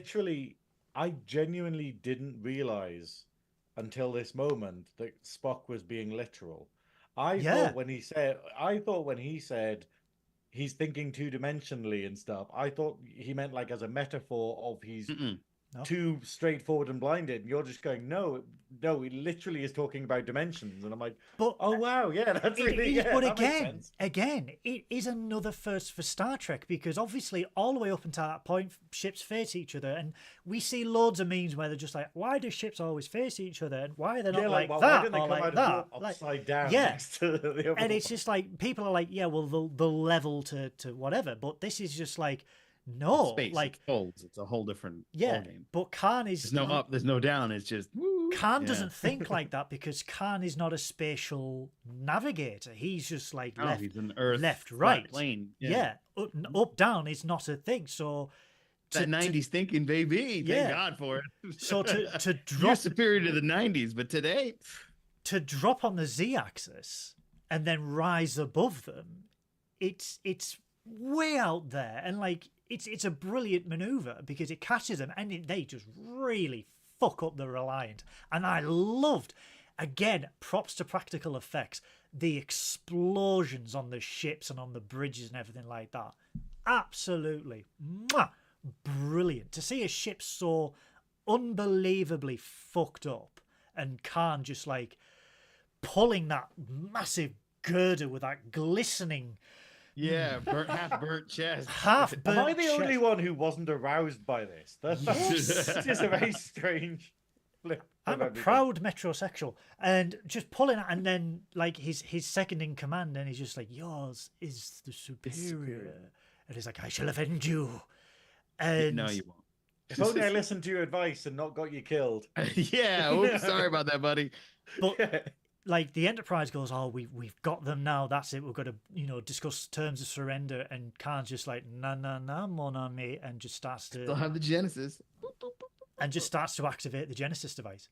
Is anyone else really like? There was something weirdly satisfying about how convoluted starting the Genesis device was. Up, down, left, right. The Konami code. It was one code. of these things where it's like you need the Konami code. Yeah, the Konami code and the fucking. Carol Marcus. I didn't know you were a fan of Castlevania. And how much of it do you reckon was improvised? Like, or they wouldn't have said, "Oh, here's the," how like in Trek where they're just bapping away at their console and stuff, and none of the buttons mean anything. With this, do you think he improvised, or if there was this only turns to the right, this bit pushes in, or like? I think they probably said turn it clockwise and then push the button and it'll go down. I want to know why Genesis never left the transporter room. It didn't need to. Yeah. But where are you going to store it? Isn't it a probe that's fired? Wouldn't it have been better? I suppose the shields would have been down, but wouldn't it have been better for him to just transport it onto the Enterprise and then be like, right, I don't care if you can get away. Not if it's completely screwed up. If the ship is destroyed. Even if he could have done that, he obviously wouldn't have, because he He doesn't know how it works. Isn't thinking rationally. He's No, he's not not. thinking of like, oh, he's so certain that they can't teleport from the planet, and his ass gets handed to him. He's so certain that they can't get more than impulse engines, and he spits his last breath at the. At this point, he's crippled emotionally and mentally, and this is literally his last ditch attempt to gain vengeance on Kirk, because he knows.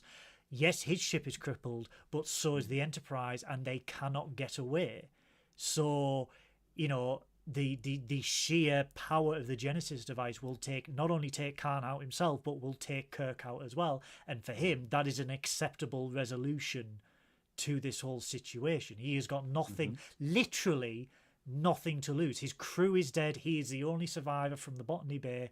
His only last remaining goal. He started off with 100. Yeah, and then he's got 0, and he's just like, you are a terrible leader. But he's conservative. But the only last remaining, he's the Liz Truss of augments.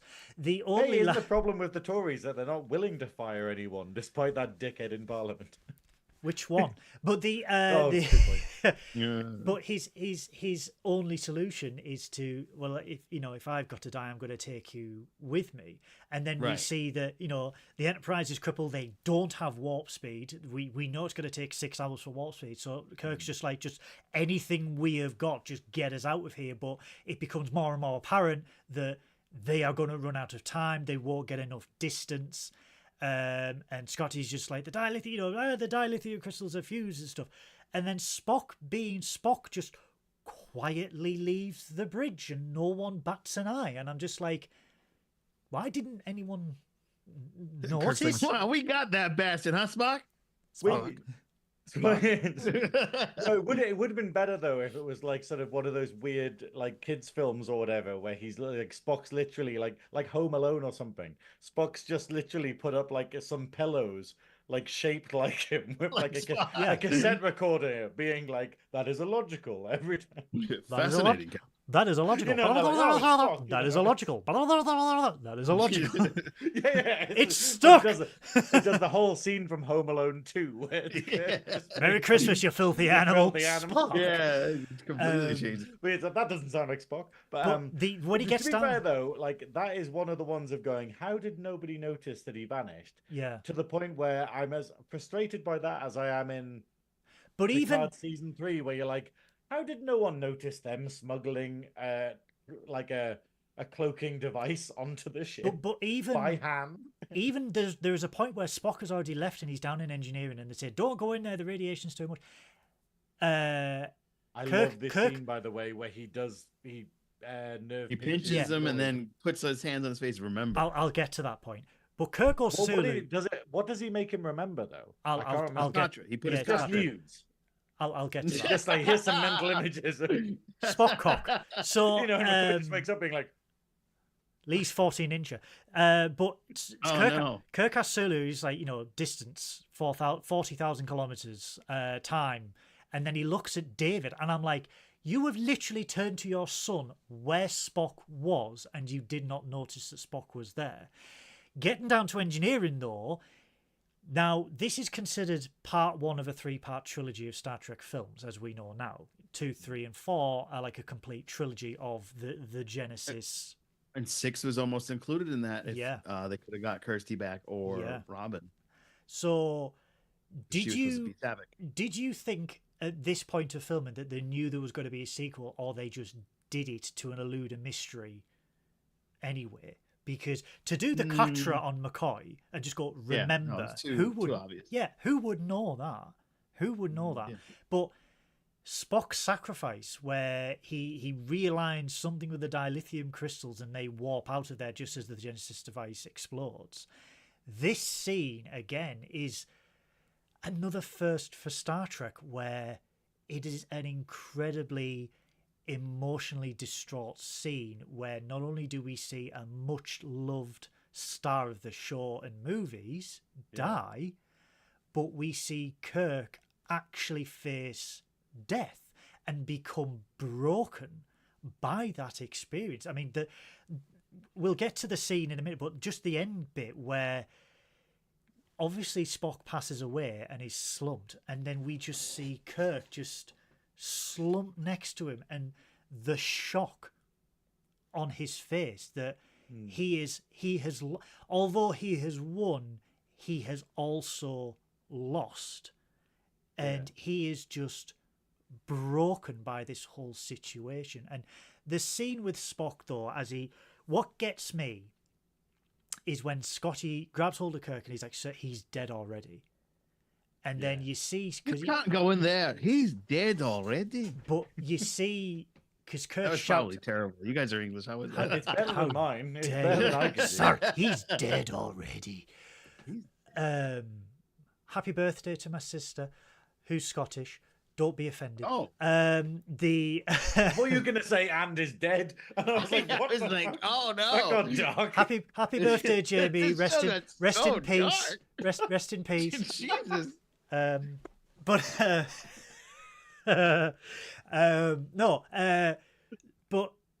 fuck, what was I doing? Yeah, so but when serious time now. But when, because Kirk shouts Spock, and obviously the intercom's not working, so he does it again. And what gets me is that Spock is near death. He has just sacrificed himself for the needs of the many, and he stands up, and he still wants to look his best for his captain. And I just thought, just that little gesture of just that is Spock. Is like, he has done all this, but he is still a Starfleet officer, and he will present himself to his CO and then ask how he rated. I never undertook the Kobayashi Maru. How would you rate my performance? And which is the closest we get to a gag from Spock. It's this wonderfully human thing he does in his final moments. Yeah. And it's a whole beautiful way. It's just like, do not grieve, Captain. It is only logical. The needs of the many outweigh the needs of the few or the one. Which again is a mantra that started with this movie and continued all the way up to present day Star Trek. And it's a sort of thing. It's why I get shocked when people don't understand things like in the Pale Moonlight in DS9 and stuff, where it's this idea of, they're like, oh, Cisco's a killer and stuff, and you're like, but the needs of the many outweigh the few. Yeah. It's when Garrett puts it best of going, all it cost was nothing. One Romulan dickhead and one killer already. I ain't stopping anything in the universe. Nothing in war is black and white. It is grey. It is muddy. Decisions have to be made, and this is, again, we went on about this during Star Trek Picard and everything like that, with the whole Jem'Hadar and the Dominion, and I referenced Cisco, and I also referenced Battlestar Galactica, where the best commanders and the best captains and admirals are the ones that make that decision. They are not black and white, they are not good or evil, they are in the middle. They have to make the good decisions and the questionable decisions for the needs of the many, for the greater good. It's how, when in future, when we see the Kobayashi Maru, I still can't pronounce it no matter how many times I try. Kobayashi Maru. In future, Kobayashi? It's a real ship, by the way. That sounds like a fashion brand. It is actually a real cargo vessel. I'm just going to say that. But I mean, when we see it in TNG, where the solution is to kill Geordi, it's, and Troy can't actually do it. And it's this idea of going, the correct decisions aren't always the easiest ones. And they're, and there's a lot of situations that you can't, get out of unscarred. Everyone faces a Kobayashi Maru at one point in their life. Oh, yeah. It is how you deal in mine. Yeah. It is how you deal with that situation that makes you who you are. Yeah. Unplanned Treks here. Hi, Isaac. Unplanned Trek. I will be seeing Damon's here as well. I'll be seeing you tomorrow, and we've got my Geets, we've got Mark Still, we've got David Jones, we've got the lovely Kelly. Bless lovely Kelly. I do love Kelly. She's got an intro. Kelly. She's got an intro for me on Twitch, which is quite disturbing. But yeah. Interesting. And so, hello, y'all. Hello to everyone in the chat. Yeah, yes, we do love each and every one of you.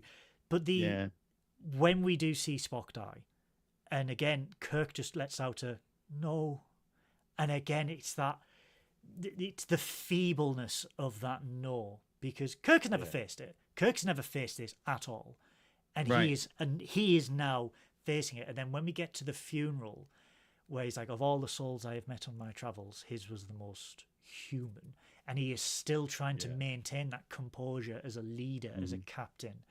And this, for me, is possibly one of the most beautiful scenes in all of Star Trek, where Scotty is playing Amazing Grace on the bagpipes, and it's just overtaken by the orchestral number as the torpedoes fired out. And however, really quick, I just want to point out Spock would have actually taken that as an insult. Wait, I kind of was going to make a joke about, like, because you're saying it's really touching, and I just like the idea that they're trying to have this funeral, and they're like, oh, fucking hell, Scotty's brought his bagpipes. Imagine you're just going to have an emotional moment, and he's just like, oh, I brought me part. I've got you. Would you want Harry Kim? Would you want Harry Kim and his clarinet? No. No one wants Kenny G, okay? So it's a sort of thing. Like, Spock would have just appreciated someone just, I don't know, like freestyling on a Vulcan banjo once an hour or something, you know. Mr. Hom with his little dinner gong. Oh, way, you know, dong. No, I think gratitude, fuckers. I think he would have appreciated a harp, as we all remember in Way to Eden. He was playing the harp. But yeah, but I remember Way to Eden. Don't scar me. That first guy. At least I got a mug. I think to be fair, they were like, "Oh, what would Spock like at his funeral?" And they're like, "Oh, we better let Scotty do his bloody, use his bloody bagpipes. He's lost his nephew. Go on then." But I like how. I wonder if Scotty was thinking, wait a minute, my nephew didn't get this kind of fanfare. What the hell? He was a better... They just shot him out and on the torpedo tubes. They're like, oh, well. Have you seen that? Leave it. Wait a minute. If they would have put Scotty's nephew on the Genesis planet, would he have also come back to life? Oh, he could have merged with Spock.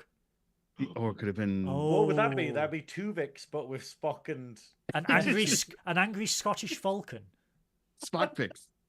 Spockfix. Mark's just said, leave it to Michael to shit all over clarinet enthusiasts. Hell yeah. Oh. So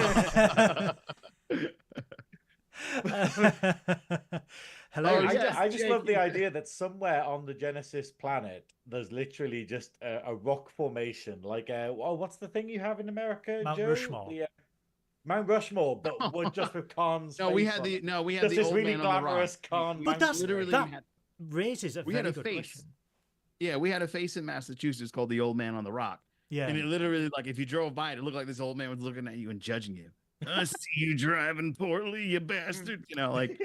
But again, keep it under 60. It raises another question, because not only was Spock's DNA integrated into the Genesis planet, so was Khan's. Yeah. That's why the planet blew up in the sequel. Spoiler alert.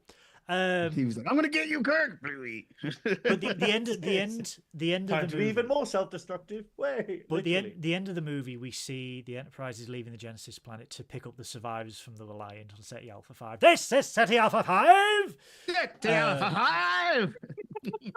But we see, I love this scene between David and Kirk in the quarters, where he's just like, I am proud, very proud to call you my son, and we just see Kirk doing that quintessential dad thing where he's just like, I am going to hug you now. Very Alan Tudyk right there. Yeah. And isn't David like, you will never see me again? Yeah. That's right. I get killed in this movie. Spoilers. It is literally the most bitch ass death in the entire world. It's almost as bad as fucking Hicks and Newt in the Alien it's series. Savik's response where he just goes, sir, David is dead. And he just that's dude. And he sits in the chair like defeated. Now, you know what always bugged me about that? Aren't Vulcans the strongest beings in the universe? Like, aren't they stronger than the Klingons as well? She should have just whipped everybody's ass. I don't know. I think they're on equal footing in terms of strength. I think Klingons have just like a whole bunch of bony shielding on their organs. They have redundant organs and 2 penises, so they're they got. I don't think the Klingons are actually stronger than Vulcans, but they can take more damage.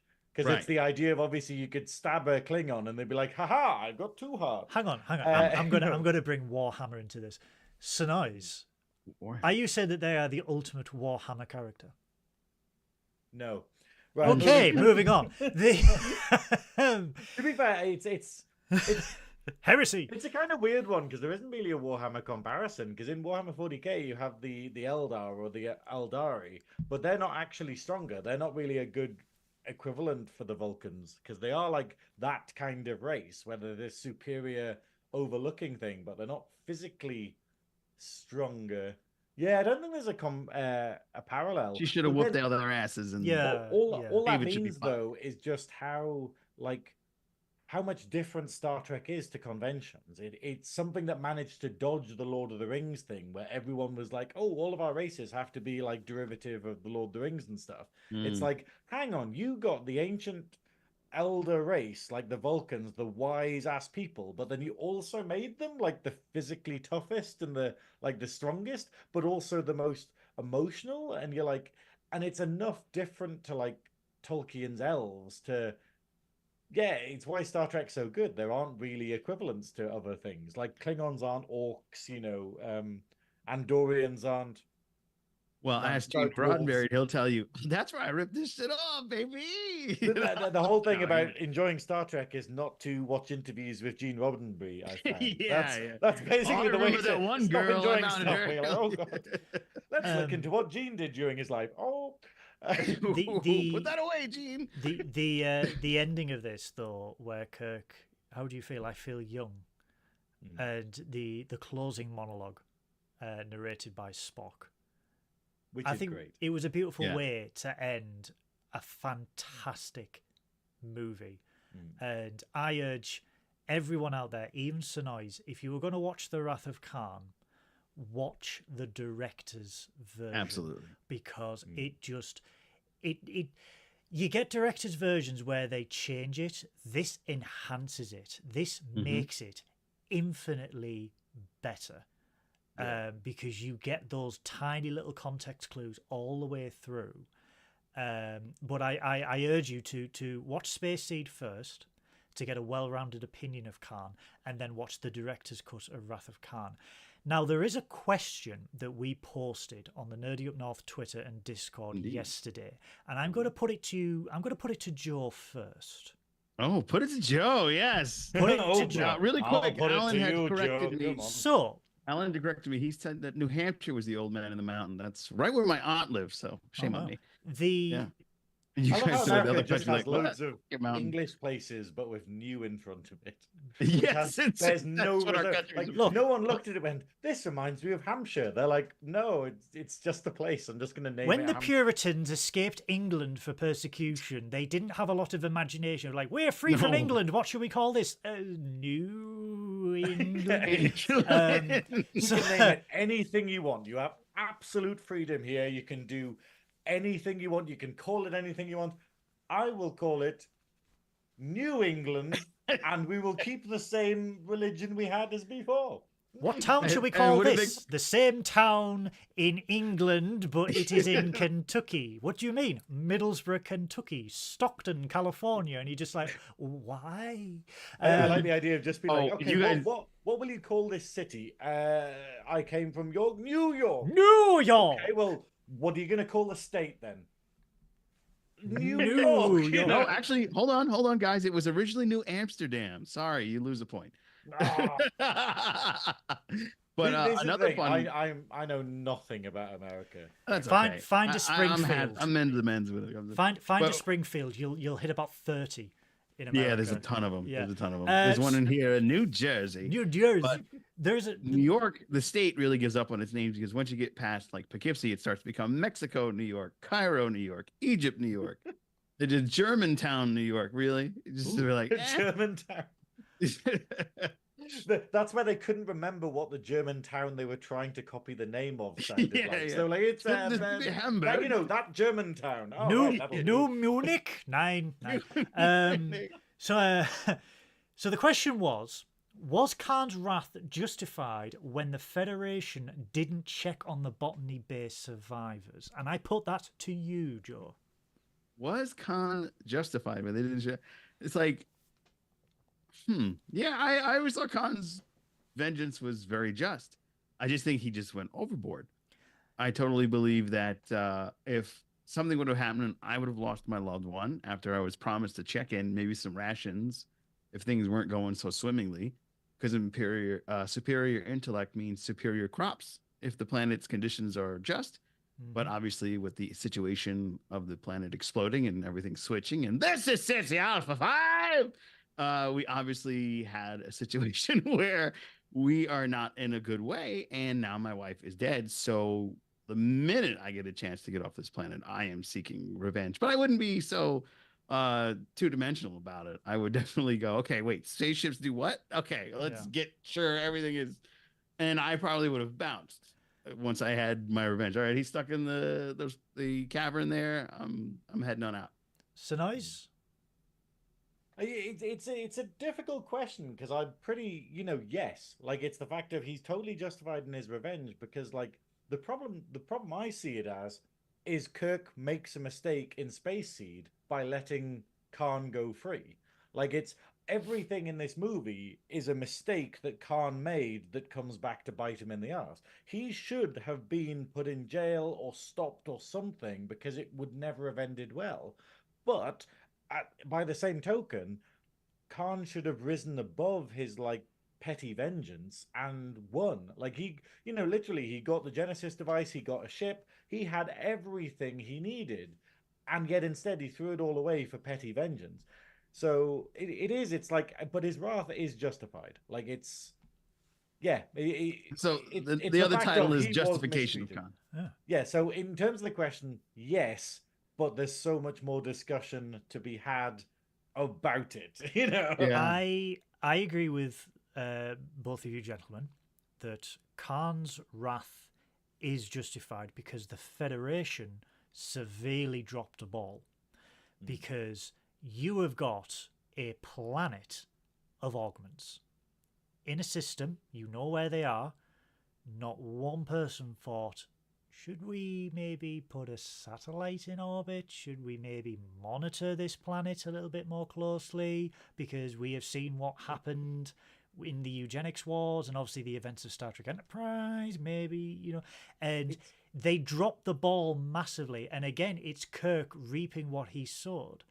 And it's the consequences of his actions 15 years ago that are coming back to bite him in the arse, which is, again, very unique for Star Trek, because in most Star Trek, even up to present day, you just see them encounter a civilization, encounter a planet, something happens, and their resolution is they leave and they go, oh, we'll do these changes, you just have to deal with that now, bye.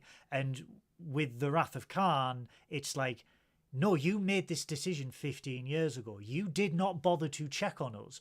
You were so lazy in your monitoring that you didn't even know that a planet in your territory exploded. You essentially left us to die. So here's another question. Yeah. You have to think about it as the Federation is aware that a whole planet of augments exists. Yeah. So if you do think about it, and we have regular normie, like red shirts, so to speak, pop in on a planet, the minute they land on the planet, the spaceship, get them, and they're going to get toast, and Wrath of Khan would have probably happened maybe 10 years earlier. I think maybe observing them, not actually landing on the planet, like knowing that, do not make contact, but monitor the situation.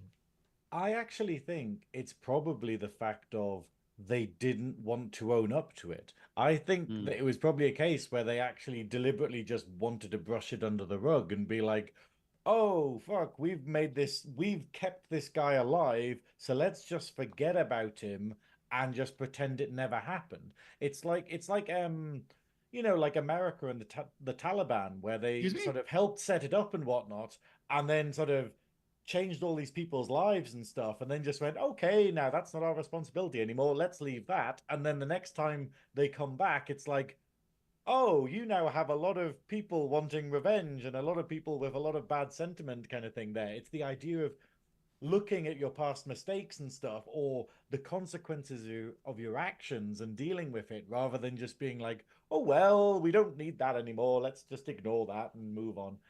And so I kind of think that maybe the Federation kind of like just, was aware of it, but went, oh, well, don't need to check up on them because it'll get awkward, if, he wants anything or if he wants to come back or anything. And we have to, have that line of communication. And I think that's it. And it's very much the film is about Kirk learning the consequences of his actions.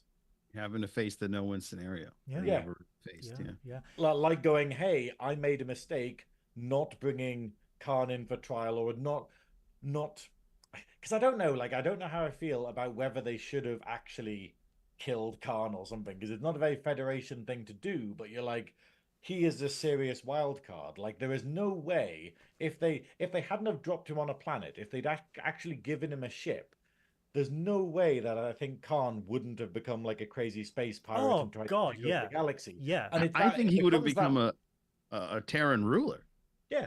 It becomes the idea of like, so the fact is that he wants revenge because he wasn't allowed to become a dictator again. And it's a bit like going, you ruined my dictatorship. So I've done good, but I've also done bad, and that's the whole the unwinnable scenario. It's the fact of like, if you don't be the bad guy and kill Khan after the events of Space Seed, then you have to deal with the consequences. And the consequences are we lose lots of, we lose a whole science station, and we lose Spock, and we lose like Scotty's nephew. Yeah. But no one cares about a bunch of kids. Like, just watch kids. Just watch like what is it? The second Star Wars film. Take that, younglings. Master Skywalker, what are we going to do? Hold on, you're too English to live in this film, I'm afraid. Have you ever seen Salami? So on Twitter, with a whopping 71.4% of the vote, yes, Khan's wrath was justified when the Federation didn't check on the botany-based survivors. Synoiz, what is it on the old Discordy-waddy? It doesn't tell me the percentages, so I don't know what. So, like, just everyone talk amongst yourselves. What would be 7 out of 8? Less than 7 of 9. 50, what is it? 51 only 8 to votes. 48, whatever. 51 to 48. Wow, that's close. So so it's there's 7 votes for yes and only 1 vote for no. Let's check whether it's fucking Nerdbot. Oh, I had that wrong. It is fucking Nerdbot. Okay, everyone unanimously. Wow. Everyone on Discord voted for yes. Yeah. There it is. But it's this thing. It's the idea of going, like, he is totally justified in his actions and his wrath and wanting revenge and stuff. But they could have avoided it. Like, it's the idea of going, Yeah. Should have been dealt with better in Space Seed. Guys, we absolutely, as all hardcore Trekkies, we recommend The Wrath of Khan. I think it's a great entry point for most people into Star Trek. If you want to get into Star Trek and like you look at the original series and go, I don't know, I recommend The Wrath of Khan. You can completely bypass the motion picture. Like Synoiz says, this was sort of the retconned original movie for a lot of people. Just skip motion picture. I'm still angry about it. I'm still angry about. You guys aren't mad about the space probe Voyager being behind all that stuff? No, it's like Voyager. The benefits, not a good movie, and it spoils it that we've had to talk all these good Trek movies we had to talk about. I'm annoyed that I had to hate something that was Trek because I love Trek. The benefit of the motion picture is we get the greatest starship ever designed. We get the refitted Enterprise. It is perfect in every single way, and we get at least 3 hours of shit porn all the way through it, and I am happy about that. It was a mediocre, rejected script pushed onto the big screen in '79 to compete with Star Wars. Everyone knows that. It got the crew back together, and without that, we wouldn't have had The Wrath of Khan. But we got bell bottoms. Hell yeah, we got bell bottoms. And I personally watched Space Seed, watched the director's cut of Wrath of Khan. Would you both agree? Absolutely. Yeah, that is fantastic. And you still have to see the director's cut. I still haven't seen it. I'm gonna if I have time, I'll try watching it. Well, if I can find it. Knowing this, it's probably on Paramount Plus, but you have to pay extra or something. I'll be like, oh. No. See you later, Mark. Thanks See you for later, tuning Mark. in. As Mark leaves, See you, Mark. we are getting an incoming transmission. Oh, hang on. Oh, yeah, What? sorry, no, do this. Okay. Incoming transmission. Oh, sweet Lord. It's back. It's the Dabo wheel. I am mentally scarred by this goddamn wheel for what it delivered to me last week. Wheels are deadly. Wheels are deadly. Yes. Or agonists. Yeah, it's wheel of agony overlord. Science Officer Synoiz, what were you going to say?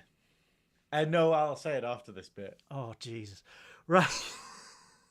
For those new to Trekking Up North, this is the double wheel of episodes. And what we do every week, unless it's a movie week, we spin the double wheel of episodes, which has every... Sub Rasa or Code of Honor. Shut your pretty mouth.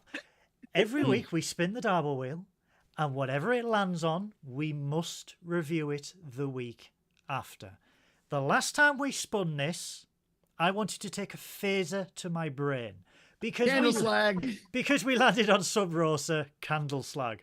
Didn't light a candle. It was an experience. And I maintain that the only positives was the sets were nice. Oh no.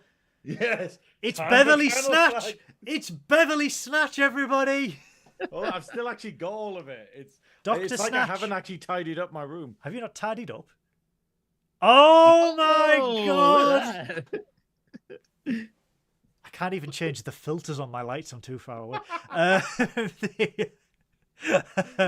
That's how busy my week has been. I haven't even tidied up this area at all. It's still got everything here. But these are the rules that we stick to with the Dabo wheel. We spin the wheel. When it lands, we all yell at the top of our lungs, Dabo! And whatever it lands on, we must review next week. I will start this week with Joe.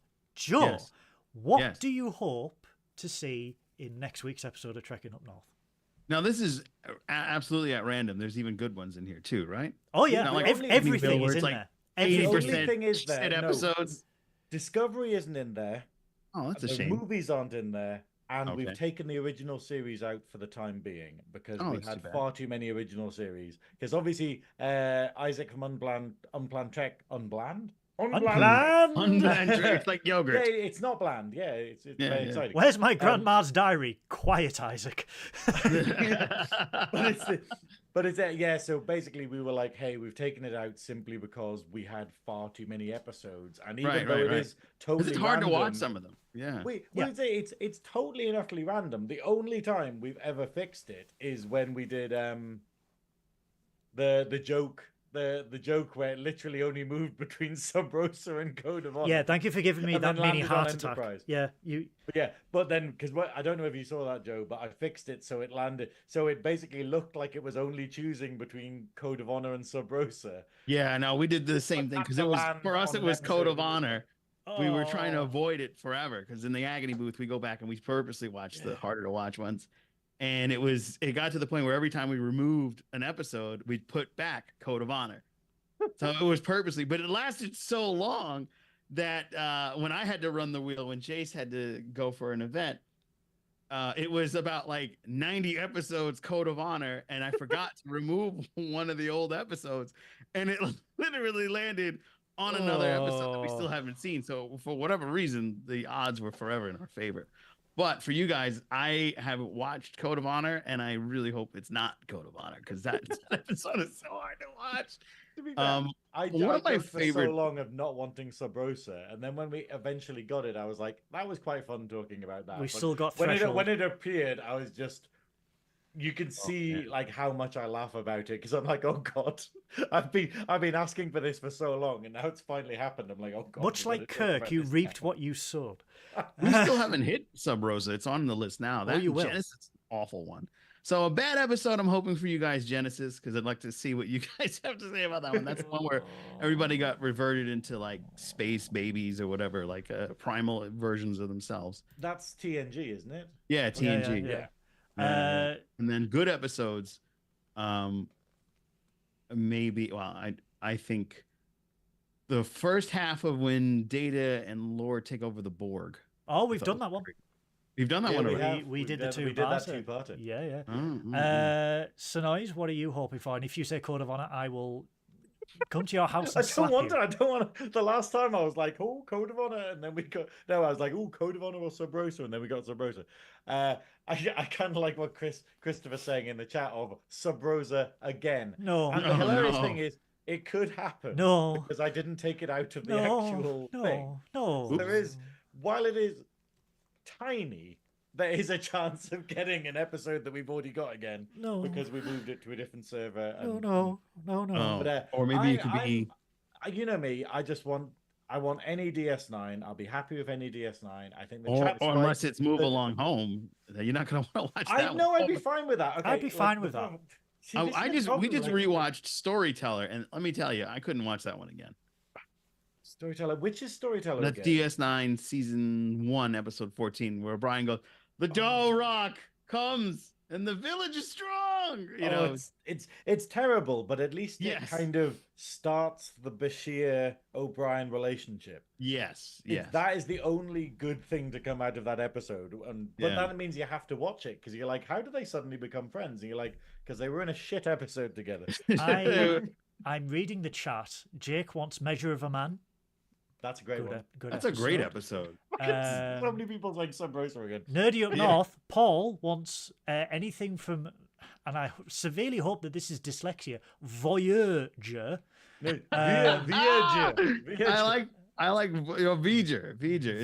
No, not Voyager. We're not watching that shit again. Isaac wants Year of Hell. That's a good episode. That's a great episode. Yeah, Red's in it from, or the bad guy from RoboCop. Kurtwood Smith, yeah. Maybe an Enterprise underwear one. So all of them. Oh yeah, all of them. Yeah. Animated series. Oh, you got TAS in here now. We don't, but let's pretend. Oh, okay. We have. I don't. The Magics of Mangus 2 on our wheel. We have. I probably need to put a wheel of animated series in. That's a good one. To be fair, after what we'll do is after we've had a couple more episodes of like Voyager and DS9, I'll put original series back in and I'll put the animated series in. Yeah. They deserve to be in there, I think. Are we ready to spin this wheel of anxiety which you have given me? No, copyright. That's mine. Wheel of anxiety. Okay. It's a wheel of agony.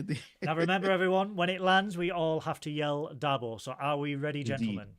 Yes. 3, 2, 1. Oh my god. I hate this so much. Scorpion was Double! Oh! Deep Space Nine Covenant! Oh, that was a fun one. Oh, is this the Taraknor one where Golda Cat's got a cult? Is this Nerdy Up North DS9? Just Son of a bitch, it is. It literally is. Oh, this is pretty late on, but still fantastic. Yeah. This is a fantastically dark episode. Season 7, Episode 9, Covenant. Kira is abducted by a cult that worships the Pa race and is led to their master, Goldukat. Is this the one where he opens the box and he's like, everybody's using it as a meme currently on Twitter? I don't think it's that one. No, it is the one where it's like there's a baby that's blatantly off Cardassian. Yeah. And he's just like, no, it's divine. It's a blessing. It's a blessing that the pirates made him Cardassian. Definitely not me dicking your wife. It's Isaac, you think Chrysalis is hard to watch? I love Chrysalis. Chrysalis is fantastic with Laws. J.G. Hertzler not playing a Klingon? That was amazing. Oh, man. Oh, wow. I can't when we land that on ours, we're going to make sure to pull you up, Isaac. I can't believe we've got Covenant. I only saw this the other week as well. Oh, wow. This is a truly brilliant episode because we get Golda Cat finally on Trekking Up North. We get a Golda Cat episode. Well, arguably one of the best villains. We get a Golda Cat and a Kira episode. Yes. And it's the fact of we haven't been able to talk about Kira that much because we've only had like 2 episodes of DS9 ever. And obviously the last one she was just one sentence, yeah. Yeah, she just appears to get a check, basically. Yeah. Hi, I'm still getting paid. Bye. Yeah. Wow. I'm really excited. That is a yawn. Wow. That is next week's episode of Trekking Up North, Star Trek Deep Space Nine, Season 7, Episode 9, Covenant. It is available in the UK on Netflix and Paramount Plus. So you guys have it on Netflix? Oh, yeah. we absolutely do, because Paramount are a train wreck. So we have it on Netflix as well. So I urge everybody, because again, it's DS9 and it's a Golda Cat episode. You get to truly appreciate Mark Limo as one of possibly the greatest villains in Star Trek history. Absolutely. Yeah, absolutely. Him and General Chang. General Chang. So good. Cry havoc! Answer the question now. It's like, damn, I don't even speak Klingon. Like, come on. So that is next week's episode. I do have a bit of wonderful news, though, in relation to Nerdy Up North that I would like to let everybody know. Again. We're never going to hear the end of this. Shut your pretty face. I love the idea of what an amazing achievement it is. And I'm just like, yeah, well, whatever. Yeah. The Nerdy Up North community, as of 6:30 in the UK, achieved 10,000 members in the Facebook community. And just over. And I'm 3 of them. And 29,000 members of the page, which is terrifyingly insane. And if it could translate into YouTube subscribers, that would help us a lot. But it's a huge achievement. It's genuinely shocking. And I don't think, like, Paul's celebrating and Paul's like, what a great achievement. But, like, Paul doesn't seem to have factored in how much Kool-Aid and how many pairs of sneakers that's going to be when the mothership finally takes off, you know? Well, there's a comment from Christopher saying that Paul has agreed to cosplay as Sailor Moon at 10K. So is that true? Are we going to get Sailor Moon Paul? I'll pay real money for that. Well, it's not YouTube, because when we hit 10,000 on YouTube, he has to dress as Lionel from the Thundercats. Wow. That was a thing. I remember that. That's the thing. So Sailor Moon. I can't wait for these things. If you need something, I'll send that. He needs to get Lionel. Synoiz will borrow you the wig, but you need to get your own dress. Wow, Joe, what is happening on Captain's Quadrant in the next Captain's week? Quadrant is going through such a transition, and we are grateful for it. We are about to hit 1,000 subscribers over on our channel. We are switched to all Star Trek. I am the co-host of Captain's Quadrant and also playing video games now because I got a free copy of Star Trek Prodigy. Hey. So I'm playing that every Friday night. Yeah, I've been doing that for a little bit. But we are excited. We will be hosting a panel at Trek Long Island this June. We are going to bring our co-hosts all together in one space in one time somehow, which is going to be quite amazing. Our amazing host, Jason Roy Gaston, is coming from Texas, and our amazing producer, who does all the wonderful colors and panels and things that go bump in the night, he is coming all the way from Australia, and we're all getting together for the first time ever at Trek Long Island. That is going to be exciting. And I am interviewing Tarziel, Melanie Smith, next April. That's from Deep Space Nine, Sacrifice of Angels, season 6.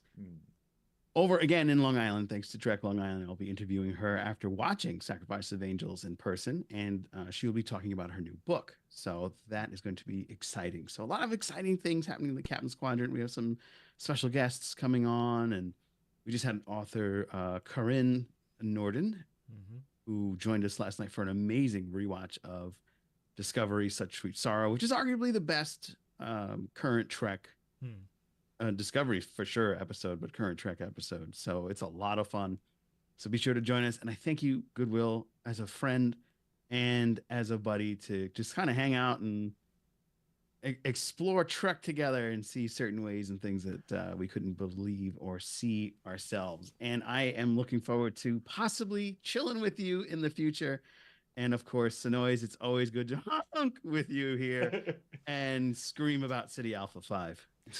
Could you say it one more time? I love it. That's the City Alpha 5! that might be my new favorite thing, just how well you can do it. Yeah, I've seen this movie probably as many times as you've been alive. So we need to like meme it and just have like Khan in random places or whatever. I was thinking, I have a soundboard, and like I was gonna, like I have the sounds of decloaking ships, but I was thinking about having Khan screaming City Alpha 5 or something like that, but I never got around to it. It's You laziness. could just you could just do sketches. Couldn't you? Like pull up with a drive-through. This is SETI Alpha 5. Sir, it's a Wendy's. And it's just I like the idea that it's like, the mailman comes round and he's just like, hi, I've got a parcel for SETI Alpha 6. This is SETI Alpha 5. Yes. You can follow the Captain's Quadrant in the link in the description below. I have got a busy weekend coming up. I am with Isaac and Andy and Mark at Unplanned Trek, or someone called it Unbland Trek earlier. Unbland, the yogurt version, Greek yogurt, the fromage frais of podcasts. We are live. I think we're live tomorrow. We are continuing the 50 Shades of Trek series that they are doing, and we will be watching live the TNG episode Devil's Due. Ooh. And trying to make it raunchy as anything. So that is over on the Unplanned Trek YouTube channel. Again, links in the description below. Everyone else that we love and that we are friends with, we have got all the descriptions below. We've got the Shuttlepod Show, we've got Trek Culture, we've got Sci-Fi Queens, we've got Clone Star Podcast, we've got Mike Overton, we've got JL Sawyer, we've got the Velvet Snatch, we've got the Goyle Podcast, we've got Twitch. We have got the lovely 200.36 foot tall Viking god and musician who made the Trekking Up North intro, Adam Ashbridge. Daddy! He's really that tall? Hey, I could climb him like a tree. I was on my knees at the time. Amazing. Yeah. Synoiz, you are also doing the Snatch Talk again. I am doing Snatch Talk. If you don't know what Snatch Talk is, basically there's a very famous, like it is now in its 16th year, drag competition in Newcastle called Drag Idol. And I do the backstage correspondence for it. So I basically do the companion show where I basically summarize what happened every week of the competition, who went through, like what happened in their performances, as well as exclusive interviews with contestants and whatnot. And it just started up Sunday just gone, and it's running for the next 5 weeks. And it is a lot of work for me to put episodes together. So if you can, it would be wonderful if you subscribe to my YouTube channel of The Velvet Snatch and watch some Snatch Talk to see if you like this competition. Because it's bizarre. Like, even though it feels like a small-time thing in Newcastle, we have so many people outside of it around the world interested in this drag competition in Newcastle. Like, we had it where like loads of winners when I was at DragCon in January. We have loads of like international queens who have been on like Drag Race like España or have been on the American version of Drag Race, and they're like, oh yeah, I watch that on YouTube every year. And it's like, what, this random competition from like sort of Newcastle for you. But, yeah, and it's really fun. So it's a lot of work. So basically, like, this is why I have to kind of say, hey, I'm not gonna be like guesting on anything. I'm like Trekking Up North is the only thing I'm doing aside from this for the next 5 weeks. And you're going to be in drag while you're doing this, right? Yeah. So so your makeup is on point. I just want to say. Thank you. No, I'm in drag on the Sunday night because obviously I have to be on camera interviewing people and stuff, and then I get into drag on Tuesday when I need to film the studio bits where it's me talking to the camera. So it's amazing. It's a lot of work, but yeah. Also, before we finish, just while I've got the mic, I want everyone still watching, everyone in the chat, because this is the last time we're going to get to do it. I want you all to just yell Khan in your house, okay? On the count of 3, I want you to be... Oh, hold on. What we'll do is on the count of 3, and then you say the line, Joe, okay? Yeah. You say the line, and then everyone watching at home, I don't care if your kids are sleeping, I don't care if your dog's on your lap, I want you to be like, okay, cool. Right, okay. On the count of 3. 1, 2, 3. Khan! There we go. I've got out my system. Oh, there you go. Do you have any more drink left, Goodwill? Nope. No. So I guess that's officially end. Oh, one more thing. I'm going to be a guest on the Strange New Pod and their Days of Disco series too. Oh, very good. I did see that. That's going to be a lot of fun. Everybody in the chat is conning right now. Con! This Sunday, thanks to noise. Ben's crying now. This Sunday on the main Nerdy Up North podcast, we are talking about the BBC's modern version of Sherlock. with BBC. Is that the one with Christopher Benedict? Bendibus Cabbage Patch. Yeah, it's Benedict Cumberbatch. Yeah. So we are. We are reviewing that with the BBC radio star Emma Millen, who is a friend of the Nerdy Up North team. Amazing. So we will be doing that on Sunday. I will be back on Tuesday twitching. What I will be doing, will it be me? Will it be one of my many cousins? You will have to wait and see, because I would like to keep you all on your toes. In the future, the one more thing before we close up, the Shuttlepod live show in Los Angeles, California, April 12th to the 14th, in aid of many, many charities, Hollywood Food Coalition and PanCan. We will be having a lovely live show with special guests, quizzes, and obviously a lot of drink. I will be there. I will be doing an episode of Trekking Up North from Los Angeles. So how the hell I'm going to get this microphone and a laptop through customs? It's going to be up my bum. So other than that, do you want to borrow my lapels? I might have to. Other than that, myself, the lovely Joe Dove, and Science Officer Synoiz will all be at STLV. Synoiz is going to be there too. Las Vegas, Nevada. My first venture to the colonies. Nice. Welcome to New England and New York and I love how everyone is just like, it's not called New Las Vegas, and I'm just like, we don't have hold on, the one place that they named originally, you know? There was a New Vegas, but we don't know. But it's really funny though that everyone's like, okay, so your first impression of America is going to be Las Vegas. That is the worst. I do say, that's the best representation. I always say to people, if you can handle Las Vegas, you can handle any place in America. True. Exactly. And it's also the hottest place in America, so that's a good start. You will be the most cooked goose at the Star Trek convention. You are going to be the most delicious. Moist snatch in all of Las Vegas. No, it's too dry. Nothing will ever get moist. Oh, you got to get a dry snatch. Sandy snatch. Sandy snatch. There it is. Yeah. Shall we wrap it up, gentlemen? Yeah, there we go. Well. Oh, my days. Right. Everybody, thank you so much for joining in the chat tonight. It really does mean the world to us. Thank you for everyone who is watching this back on the record. What do you think of the Wrath of Khan? Leave a comment below. Did you like Wrath of Khan? Did you hate Wrath of Khan? I want to know. Let us know in the comments below. Don't forget to like this video, subscribe to the Nerdy Up North YouTube channel, and all of our social media ventures that are right down there, and all of our friends of Trekking Up North. Until next week, my lovelies, take care of yourselves and each other, live long and prosper, and as always, Miles, Miles? come!